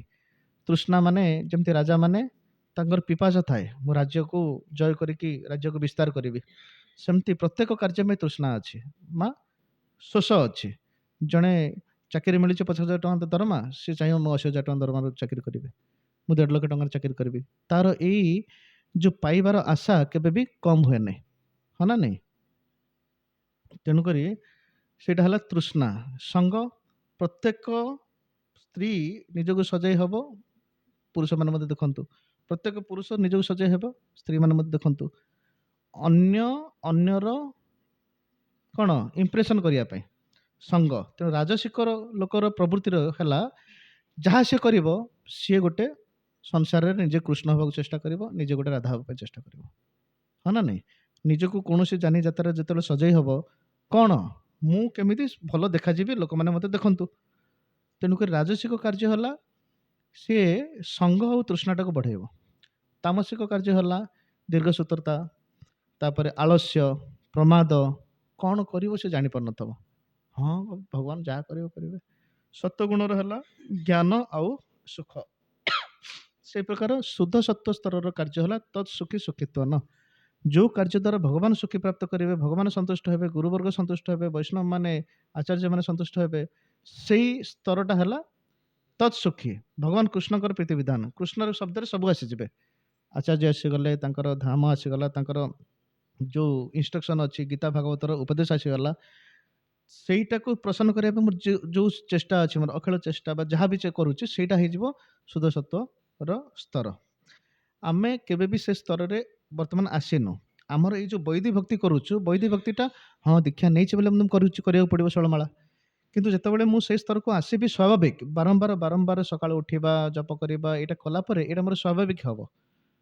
ଆଲାରାମ ଦେଇଥିବି, ତା ପୂର୍ବରୁ ମୁଁ ଉଠିକି ସ୍ନାନ ଫାନ କରିଦେବି, କାରଣ ଏଇଟା ଯେତେବେଳେ ସ୍ୱାଭାବିକ ହେଇଯିବ, ଏଇ କ'ଣ ଏ ଶୁଦ୍ଧ ସ୍ତରରେ ଭଗବାନଙ୍କ ସହିତ ଗୋଟେ ଆତ୍ମୀୟତା ଆସିବ। ଏ ଆତ୍ମୀୟତାରେ ମୁଁ ସେବା କରିବି। ଜଣେ କହୁଛି ବୋଲି କେତେ ପିଲା ନାଇଁ ନାଇଁ ଆଜି ବହୁତ ଥଣ୍ଡା ହଉଛି, ଭଗବାନଙ୍କୁ କ'ଣ ମୁଁ ଗରମ ଗରମ କ୍ଷୀର କରିକି ତାଙ୍କୁ ଦେବି, ଏଇଟା କରିବି, ଏଇ ଯେତେବେଳେ ଭାବନା ଆସିବ, ସେତେବେଳେ ମୁଁ ଆସ୍ତେ ଆସ୍ତେ କ'ଣ ତାମସିକ ରାଜସିକ ସ୍ତରରୁ ଉଠିକି ଭଗବାନଙ୍କ ସହିତ ପ୍ରୀତିବିଧାନ, ପ୍ରୀତିପୂର୍ଣ୍ଣ ସେବା ହେଉଛି। ତେଣୁକରି ପ୍ରଭୁପାଦ ଯେତେବେଳେ ଏଇ ଭକ୍ତିର ବ୍ୟାଖ୍ୟା କରୁଛନ୍ତି, ବା ପ୍ରଭୁପାଦ ତ ଲେଖିଛନ୍ତି ଏଇ ଭକ୍ତି ଶବ୍ଦଟା ପ୍ରେମ ପୂର୍ଣ୍ଣ ସେବା। ଭକ୍ତି ଗୋଟେ କ'ଣ ଭାବ ପ୍ରବଣତା ନୁହଁ, ଏଇଟା ଗୋଟେ ଜଣେ ଜଣକୁ ପ୍ରେମ କରୁଛି, ଭକ୍ତି କରୁଛି, ସେଇଟା କେମିତି ପ୍ରକାଶ ହବ? ପ୍ରଭୁପାଦ ଉଦାହରଣ ଦେଇ କହୁଛନ୍ତି ପ୍ରବଚନରେ, ସ୍ତ୍ରୀ ଖାଲି କହିବ ତା ସ୍ୱାମୀକୁ I love you, I love you, I love you. ସ୍ୱାମୀ ତାର ଆସିଥିବ କ'ଣ ଅଫିସରୁ ଆସିଛି, ସକାଳ 10ଟାରୁ ଯାଇକି 4ଟାରୁ ଆସିଛି, ଆରେ ତୁ ଯଦି ଲଭ୍ ମୋତେ କରିଥାନ୍ତୁ, ମୋତେ ଟିକେ ବିଛଣା କରନ୍ତୁ, ଗରମ ଗରମ ଭଲ ଜିନିଷ ଖାଇବାକୁ ଦିଅନ୍ତୁ, ଆଉ କେବେ ପଚାରନ୍ତୁ ନାହିଁ, ହଁ ନା ନାହିଁ, କ'ଣ କଲ, କେମିତି କଲ, କ'ଣ ନାହିଁ। ମୋର ଯେତେବେଳେ ଖାଇ ପିଇକି ସାଇକି ଟିକେ ସୁସ୍ଥ ହେଇଯିବେ, ଶୋଇକି ଟିକେ ଉଠିଲି, ତାପରେ ଟିକେ କଥାବାର୍ତ୍ତା ହେଇଥାନ୍ତା। ତେଣୁକରି ସ୍ୱାମୀ ପ୍ରତି ସ୍ତ୍ରୀର ଏଇ ଯୋଉ ଭଲ ପାଇବାଟା ପ୍ରକାଶିତ କେମିତି ହେଲା? ଯେତେବେଳେ ତାକୁ ସେବା କଲା। ତେଣୁକରି ଆଗରୁ ଯୋଉ ଆମର ଚିନ୍ତାଟା ଅଛି, ଭକ୍ତିଟା ଗୋଟେ କ'ଣ ସେଣ୍ଟିମେଣ୍ଟାଲିଜିମ୍, ଭକ୍ତି ଗୋଟେ ଭାବପ୍ରବଣ, ଭକ୍ତି କେବଳ ବିଧବା ନାରୀମାନେ କରିବେ। ଗୋଟେ ମାସ ଯେତେବେଳେ କାର୍ତ୍ତିକ ବ୍ରତ ହେବ, ସେମାନେ ଯିବେ, ସେମାନେ ଖାଲି ଭକ୍ତି କରିବେ, ଗାଇବେ, ଏଇଟା କରିବେ, କାର୍ତ୍ତିକ ବ୍ରତ କରିବେ, ଆଉ ବୁଢ଼ାବୁଢ଼ୀମାନେ କରିବେ। କିନ୍ତୁ ଯେତେବେଳେ ପ୍ରଭୁପାଦ ଯେତେବେଳେ ପ୍ରଚାର କରିଛନ୍ତି, ସବୁ ଯାକ ଯୁବକମାନେ ଆସୁଛନ୍ତି। ରିପୋର୍ଟରମାନେ ଯେତେବେଳେ ପଚାରୁଛନ୍ତି ତମର ସଂସ୍ଥାରେ ଏତେ ଯୁବକମାନେ କେତେବେଳେ କାହିଁ ଆସୁଛନ୍ତି, ପ୍ରଭୁପାଦ କହୁଛନ୍ତି କୌଣସି ସ୍କୁଲ କଲେଜରେ ଦେଖିଛ ବୁଢ଼ାବୁଢ଼ୀମାନେ ଯାଇ ପାଠ ପଢ଼ନ୍ତି? ନା, ସ୍କୁଲ କଲେଜରେ ପାଠ ପଢ଼ିବା ପାଇଁ ଉପଯୁକ୍ତ ବୟସ ହେଲା ଯୁବକ ବୟସ, ଛୋଟ ପିଲା ବୟସ। ତେଣୁକରି ଏଇଟା ବି ଗୋଟେ ପାଠ, ଏଇଟା ହେଲା ବୈଦିକ ଶିକ୍ଷା। ଭକ୍ତି ଯେତେବେଳେ ଜଣେ ଶିଖିବ, ଯେତେବେଳେ ଶରୀରରେ ଏନର୍ଜି ଅଛି, ଶକ୍ତି ଅଛି, ଯୁବକ ଅଛି, ପିଲା ଅଛି, ସିଏ ଗୋଟେ ଛୋଟ, ସେ ସମୟରେ ତାର ବୟସଟା ଦେଇପାରିବ, ସେ ସମୟରେ ତାର ସେବାଟା ଦେଇପାରିବ। ଆମେ କେବେ ବି ଦେଖିନୁ ଭଗବାନଙ୍କୁ ଯେତେବେଳେ ଫୁଲ ହାର ଗୋଟେ ହୁଏ, ବାସି ଫୁଲ ସବୁ ଗୁନ୍ଥା ହେଇକି କମ୍ ଦାମରେ ମିଳୁଛି, ତାକୁ ହାର ଦିଆଯାଏ। ଯେତେବେଳେ ସତେଜ ଅଛି ସେତେବେଳେ ଲାଗିପାରିବ। ତେଣୁକରି ଯେହେତୁ ସ୍କୁଲ କଲେଜରେ ଛୋଟ ପିଲାମାନେ ପଢ଼ନ୍ତି, ଯୁବକମାନେ ପାଠ ପଢ଼ନ୍ତି, ସେଇ ସମୟରେ ସେମାନେ ଏଟାକୁ ଗ୍ରହଣ କରିପାରନ୍ତି। ତେଣୁକରି ଆମ ସଂସ୍ଥାରେ ବହୁତ ଯୁବକ ଯୁବତୀ ଅଛନ୍ତି। ତା ମାନେ ନୁହେଁ ଯେ ଭକ୍ତିଟା କ'ଣ ବୁଢ଼ାବୁଢ଼ୀ ମାନେ ଗ୍ରହଣ କରିପାରିବେନି।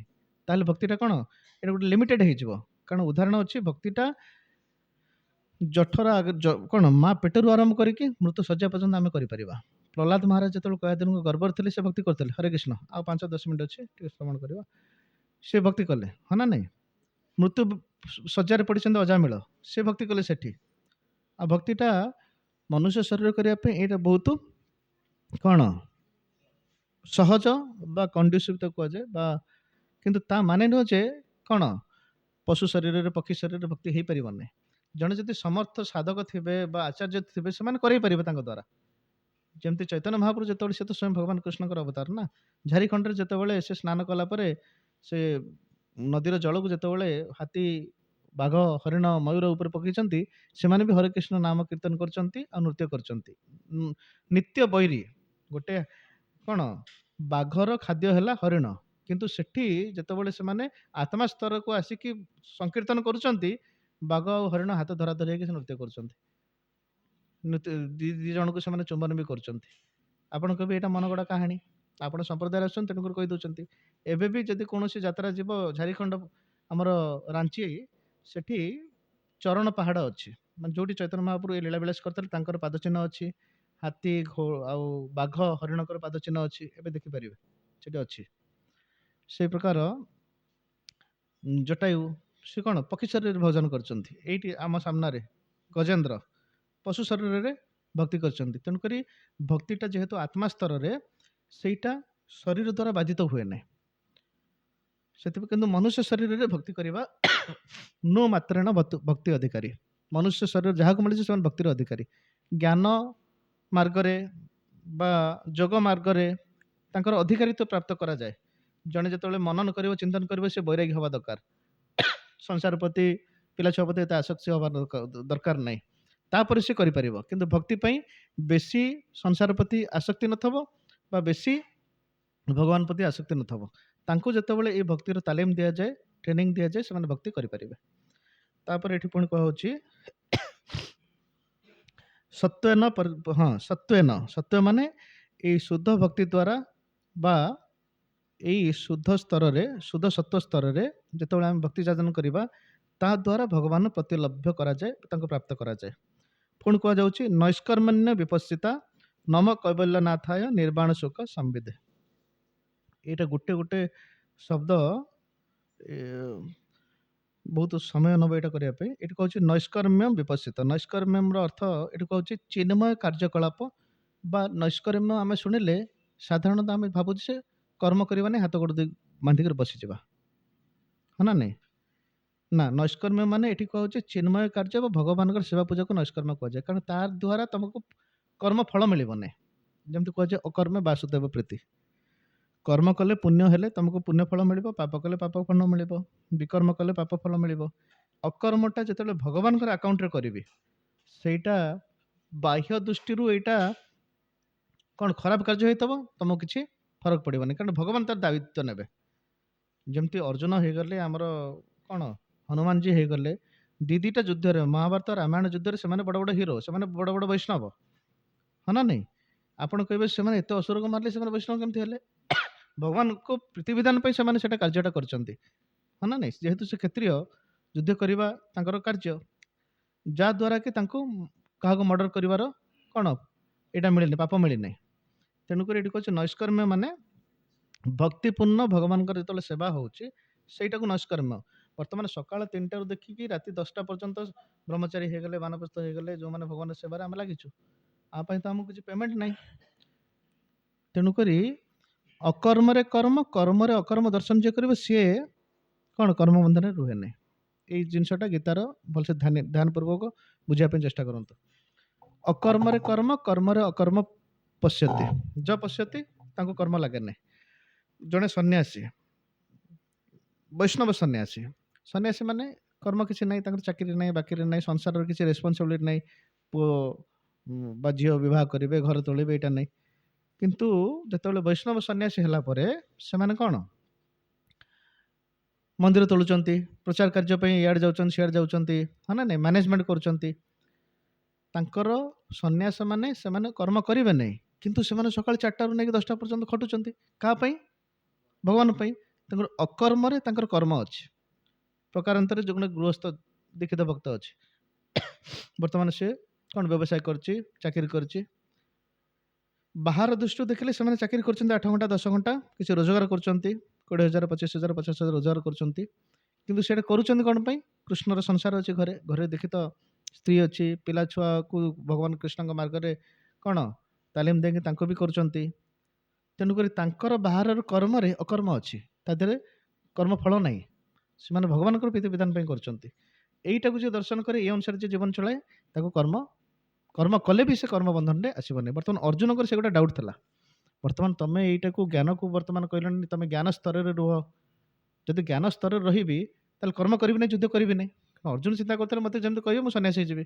ନା, ଜ୍ଞାନରେ ସ୍ଥିତ ହେଇକି କର୍ମ କର, ତମକୁ କର୍ମବନ୍ଧନ ଲାଗିବ ନାହିଁ। ଯେମିତି ଡକ୍ଟର ଗୋଟେ ଅପରେସନ କରୁଛି, ଅପରେସନ କରୁ କରୁ ଜଣଙ୍କର ମୃତ୍ୟୁ ହେଇଯାଉଛି, ତାକୁ ପୋଲିସ ବାନ୍ଧିବ ନାହିଁ। କାରଣ ତାର ଡକ୍ଟର ପେଶାରେ ଯେ ଅପରେସନ କରୁ କରୁ କମ୍ପ୍ଲିକେସନ ଏତେ ଥିଲା ଯେ ତାର ମୃତ୍ୟୁବରଣ ହେଇଗଲା, ସେ ଜାଣିଶୁଣି କରିବେ ନାହିଁ। ସେଥିପାଇଁ ଅର୍ଜୁନ ଭାବୁଛନ୍ତି ଯେ ଭଗବାନ ଜ୍ଞାନଟାକୁ ପ୍ରଶଂସା କରିଲେ ତା ମାନେ ମୁଁ କର୍ମ କରିବି ନାହିଁ। ନା, ଜ୍ଞାନରେ ସ୍ଥିତ ହେଇ କର୍ମ କଲେ ତମ କର୍ମଫଳ ଆସିବ ନାହିଁ। ସେଇ ଜିନିଷ ଯେତେବେଳେ କହିଛନ୍ତି, ତାପରେ ଅର୍ଜୁନ ଯୁଦ୍ଧ କଲେ ପରେ ବି ତାଙ୍କୁ କ'ଣ ଏତେ ଲୋକଙ୍କୁ ମର୍ଡର କଲା ବୋଲି ତାକୁ ପାପ ଛୁଇଁଲାନି। ତେଣୁକରି ଆମେ ବର୍ତ୍ତମାନ ଯେମିତି ପ୍ରଶ୍ନ ହେଉଛି, ତମେ ସାଧୁ ହେଇଗଲ, ଏଇଟା ହେଇଗଲ, ବାପା ମା ଅଛନ୍ତି ତାଙ୍କୁ ପଚାରିଲ ନାହିଁ, ଏଇଟା କଲ ନାହିଁ। କାରଣ ଯେହେତୁ ସାଧୁ ବୃତ୍ତିରେ ଆସିକି ଭଗବାନଙ୍କ ସେବା ପୂଜା କରୁଛୁ, ଏଠି ଖାଲି ଖଟି ଖାଇକି ଖଟରେ ଖାଇକି ମଠରେ ଶୋଉନୁ, ହଁ ନା ନାହିଁ, ଆମକୁ ବାପା ମାଙ୍କର ସେବା ନ କରିବାରେ ପାପ ଲାଗିବନି। କାରଣ ଏଇଟା ଭଗବାନଙ୍କ ସେବା କଲୁ, ଭଗବାନ ସେ ପାପରୁ ଆମକୁ ବଞ୍ଚିତ କରିକି ବାପା ମାଙ୍କର ସେବା କରିବା ପାଇଁ ତାଙ୍କର ଟେକାରେ ସିଏ କରିବେ। ଯେମିତି ଗଭର୍ଣ୍ଣମେଣ୍ଟର ଜଣେ ଯେତେବେଳେ ଚାକିରି କରୁଛି, କୌଣସି ସୈନ୍ୟ ଯେତେବେଳେ କୌଣସି ଯୁଦ୍ଧରେ ଶରୀର ଛାଡ଼ିଲା ପରେ ତାଙ୍କ ପରିବାରର ଦାୟିତ୍ୱ ପୋଷଣ କିଏ ନେଉଛି? ଗଭର୍ଣ୍ଣମେଣ୍ଟ ନେଉଛି। ଯଦି ଆମର ସୁପ୍ରିମ ଗଭର୍ଣ୍ଣମେଣ୍ଟ ଯିଏ ସଂସାରକୁ ଯିଏ ଚଲାଉଛନ୍ତି, ତାଙ୍କର ସେବା ପୂଜାରେ ଯେତେବେଳେ ଆମେ ରହୁଛୁ, ପରିବାରର ଘରର ସବୁ ଦାୟିତ୍ୱ ସେମାନେ ନେଉଛନ୍ତି। କେମିତି ନେଉଛନ୍ତି ସେଇଟା ତାଙ୍କର ମୁଣ୍ଡ ବିନ୍ଧାର କାମ, ଆମର ନୁହଁ। ତେଣୁ ଭଗବାନ ଯେତେବେଳେ ପ୍ରତିଜ୍ଞା କରିଛନ୍ତି, ଜଣେ ଯେତେବେଳେ ଭକ୍ତ ହେଉଛି ତାଙ୍କର ତ୍ରିସପ୍ତ ଜନ୍ମ 21 ପିଢ଼ି ପର୍ଯ୍ୟନ୍ତ ଭଗବାନ ଦାୟିତ୍ୱ ନେଉଛନ୍ତି।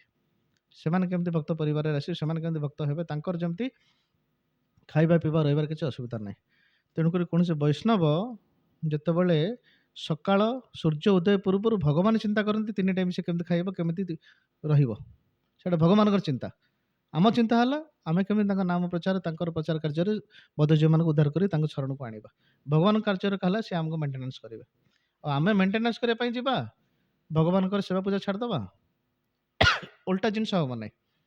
ଆମେ ଯଦି ଭଗବାନଙ୍କ ସେବାରେ ରହିବେ, ଭଗବାନ ଆମକୁ ଭରଣ ପୋଷଣ କରିବେ। କାରଣ ସିଏ ହେଲେ ଗତିର ଭର୍ତ୍ତା, ପ୍ରଭୁ ସାକ୍ଷୀ। ସେ ଭର୍ତ୍ତା, ଭରଣ ପୋଷଣର ଦାୟିତ୍ୱ ଛୋଟ ପିପିଳିକା ପିମ୍ପୁଡ଼ି ଠାରୁ ଆରମ୍ଭ କରି ବ୍ରହ୍ମା ପର୍ଯ୍ୟନ୍ତ, ବା ବଡ଼ ବଡ଼ ହାତୀକୁ ଯେ କୁଇଣ୍ଟାଲ କୁଇଣ୍ଟାଲ ଖାଇବାକୁ ଦେଉଛି, ଆମକୁ 3 ଟାଇମ୍ ଖାଇବାକୁ ଦେବେ ନାହିଁ। ତେଣୁ ପ୍ରତ୍ୟେକ ସାଧୁମାନଙ୍କର ଅନୁଭବ ଅଛି। ସେମାନେ 20 ବର୍ଷ 30 ବର୍ଷ ଚାକିରି ଫାକିରି ଛାଡ଼ିକି ଅଛନ୍ତି, ତାଙ୍କୁ ମେଣ୍ଟେନ୍ କିଏ କରୁଛି? ଭଗବାନ ପାଳନ କରିତା। ସିଏ କହୁଛନ୍ତି ମୁଁ ଅହମ୍ ବୀଜପତ ପିତା। ଆଉ ପିତା ଯେତେବେଳେ କ୍ଲେମ୍ କରିବେ ମୁଁ ତମର ବାପା, ତାଙ୍କର ଖାଇବା ପିଇବା ରହିବା ଦାୟିତ୍ୱ ସେ ନେବେ। ଯଦି ପ୍ରଧାନମନ୍ତ୍ରୀ କହିବେ ମୁଁ ଭାରତର ମନ୍ତ୍ରୀ, ତାହେଲେ ଭାରତର ଚିନ୍ତା ତାକୁ ଆସିବ, ଆଉ କେଉଁ ଦେଶରେ କ'ଣ ହେଲେ ତାର ମୁଣ୍ଡ ବ୍ୟଥିବ ନାହିଁ।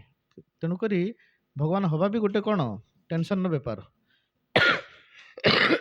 ଯଦି ମୁଁ କହିବି ଭଗବାନ, ଛୋଟ ପିମ୍ପୁଡ଼ିଠାରୁ ଆରମ୍ଭ କରି କୁକୁର ବିଲେଇ ସମସ୍ତଙ୍କୁ ଖାଦ୍ୟ ଦେବାର ଦାୟିତ୍ୱ ମୋର, ରହିବା ଦାୟିତ୍ୱ ମୋର, ସେମାନେ କେମିତି ନ୍ୟାଚୁରାଲ ପ୍ରାକୃତିକ ରୂପରେ ବାର୍ଦ୍ଧକ୍ୟ ହେଇକି ମୃତ୍ୟୁବରଣ କରିବି ତା ଦାୟିତ୍ୱ ମୋର। ତେଣୁକରି ଆମେ ଯଦି କହିବା ନାହିଁ ମୁଁ ଭଗବାନ ହେବି, ଏଇଟା କରିବି, ତାହେଲେ ଏଇ ଦାୟିତ୍ୱ ବି ନେବା ପାଇଁ ବି ରେଡ଼ି ରହିବା ଦରକାର। ବର୍ତ୍ତମାନ ଏଇଠି କଥାକୁ ଆମେ ବିରାମ ଦେବା। କାହାର କିଛି ଯଦି ପ୍ରଶ୍ନ ଅଛି ଆପଣ ପଚାରିପାରିବେ। ଏଠି କେଉଁମାନେ ଜପ କରୁନାହାନ୍ତି ହାତ ଉଠାନ୍ତୁ। ଜପ କରୁନାହାନ୍ତି, କରୁନାହାନ୍ତି, ଉଠାନ୍ତୁ, କିଛି ଅସୁବିଧା ନାହିଁ। ଆପଣମାନେ କରୁଛନ୍ତି ଜପ, ହରେ କୃଷ୍ଣ ମହାମନ୍ତ୍ର ଜପ କରୁଛନ୍ତି? ହଁ, ଆପଣମାନେ ମାନେ ବ୍ରତପୂର୍ବକ 4 ମାଳ 8 ମାଳ କରିବେ। କାରଣ ଯେଉଁ ସଂସାରଟା କରିଛନ୍ତି ଆପଣମାନେ ହେଲେ ସବୁ କ'ଣ କହିଲ ଗୃହଲକ୍ଷ୍ମୀ। କାରଣ ସଂସାରଟାକୁ ଚଲେଇବା ପାଇଁ ଲକ୍ଷ୍ମୀ ଆଉ ଭଗବାନ ନାରାୟଣ ଯେମିତି ସଂସାରକୁ ଚଳନ୍ତି, କାରଣ ପାଳନ ଦାୟିତ୍ୱଟା ତାଙ୍କ ହାତରେ। ସୃଷ୍ଟି ପ୍ରଳୟ କରିବା ବହୁତ ସହଜ। ପାଳନ କରିବା ପାଇଁ ଧୈର୍ଯ୍ୟ ଦରକାର। 100 ବର୍ଷ ପର୍ଯ୍ୟନ୍ତ ଆମର ଜୀବନ ଅବଧି ଅଛି, ସେଠିକି ରହିକି ପିଲାମାନଙ୍କୁ ମଣିଷ କରିବା, ଶାସ୍ତ୍ର ଅନୁସାରେ ଜୀବନ ପରିଚାଳିତ କରିବା, ତା ଭିତରେ ବହୁତ ବାଧାବିଘ୍ନ ଆସିବ। ସେଇଟାକୁ କେମିତି ସହ୍ୟ କରିବେ, ଏଇଟାର କ'ଣ ବିଷୟବସ୍ତୁ, ଏଇଟାର ଶିକ୍ଷା ଶାସ୍ତ୍ର ମାନଙ୍କରେ ଦିଆଯାଏ। କେବେ ଡରିବେ ନାହିଁ ଯେ ଶାସ୍ତ୍ରରେ ଆସିକି ଆମକୁ ଏଇଟା ଛଡ଼େଇଦେବେ, ଏଇଟା ଛଡ଼େଇଦେବେ, ଏଇଟା ଛଡ଼େଇଦେବେ। ନା, ତମର ପଶୁ ପ୍ରବୃତ୍ତିକୁ ଛଡ଼ା ହେଇକି ଦେବତୁଲ୍ୟ ଗୁଣ ତମ ପାଖକୁ ଆସିବ। ଜଣେ ଯଦି ଜପ କରୁଛି, ଏକାଦଶୀ କରୁଛି, ଏ ନୀତିନିୟମ ପାଳନ କରୁଛି, ଆପଣଙ୍କର 6 ମାସ 8 ମାସ ପରେ ଆପଣଙ୍କ ଘରେ ଗୁଲିଗପ ହବ ନାହିଁ, ପରଚର୍ଚ୍ଚା ହବ ନାହିଁ, ଅନ୍ୟମାନେ ତମକୁ ଡାକିବେ ନାହିଁ ଚାଲ ଟିକେ କ୍ଲବ୍ ଯିବା, ହରି ଏଇଠି କରିଦେବା, ସେଇଟା କରିଦେବା, ତାଙ୍କ ପାଟିକି ଯିବା। ଖରାପ ଅଭ୍ୟାସ ଆସ୍ତେ ଆସ୍ତେ ଛାଡ଼ି ହେଇଯିବ। ଆଉ ଆମର ଏମିତି ବୈଷ୍ଣବ ଯେଉଁ ସର୍କଲ ଅଛି ସବୁଆଡ଼େ, ମାନେ ପ୍ରତ୍ୟେକ ଜାଗାରେ ହଜାର ହଜାର ବୈଷ୍ଣବ ଅଛନ୍ତି। ତାଙ୍କ ଭିତରେ ଯେତେବେଳେ ଆସିବେ ଆପଣ ଦେଖିବେ ଏତେ ଲୋକ ଅଛନ୍ତି ଯେଉଁମାନେ ଏଇ ମାର୍ଗରେ ଅଛନ୍ତି, ଶୁଦ୍ଧ ଜୀବନଯାପନ କରୁଛନ୍ତି। ହରେ କୃଷ୍ଣ। କାହାର କିଛି ପ୍ରଶ୍ନ ଅଛି ଯଦି ପଚାରି ପାରିବେ।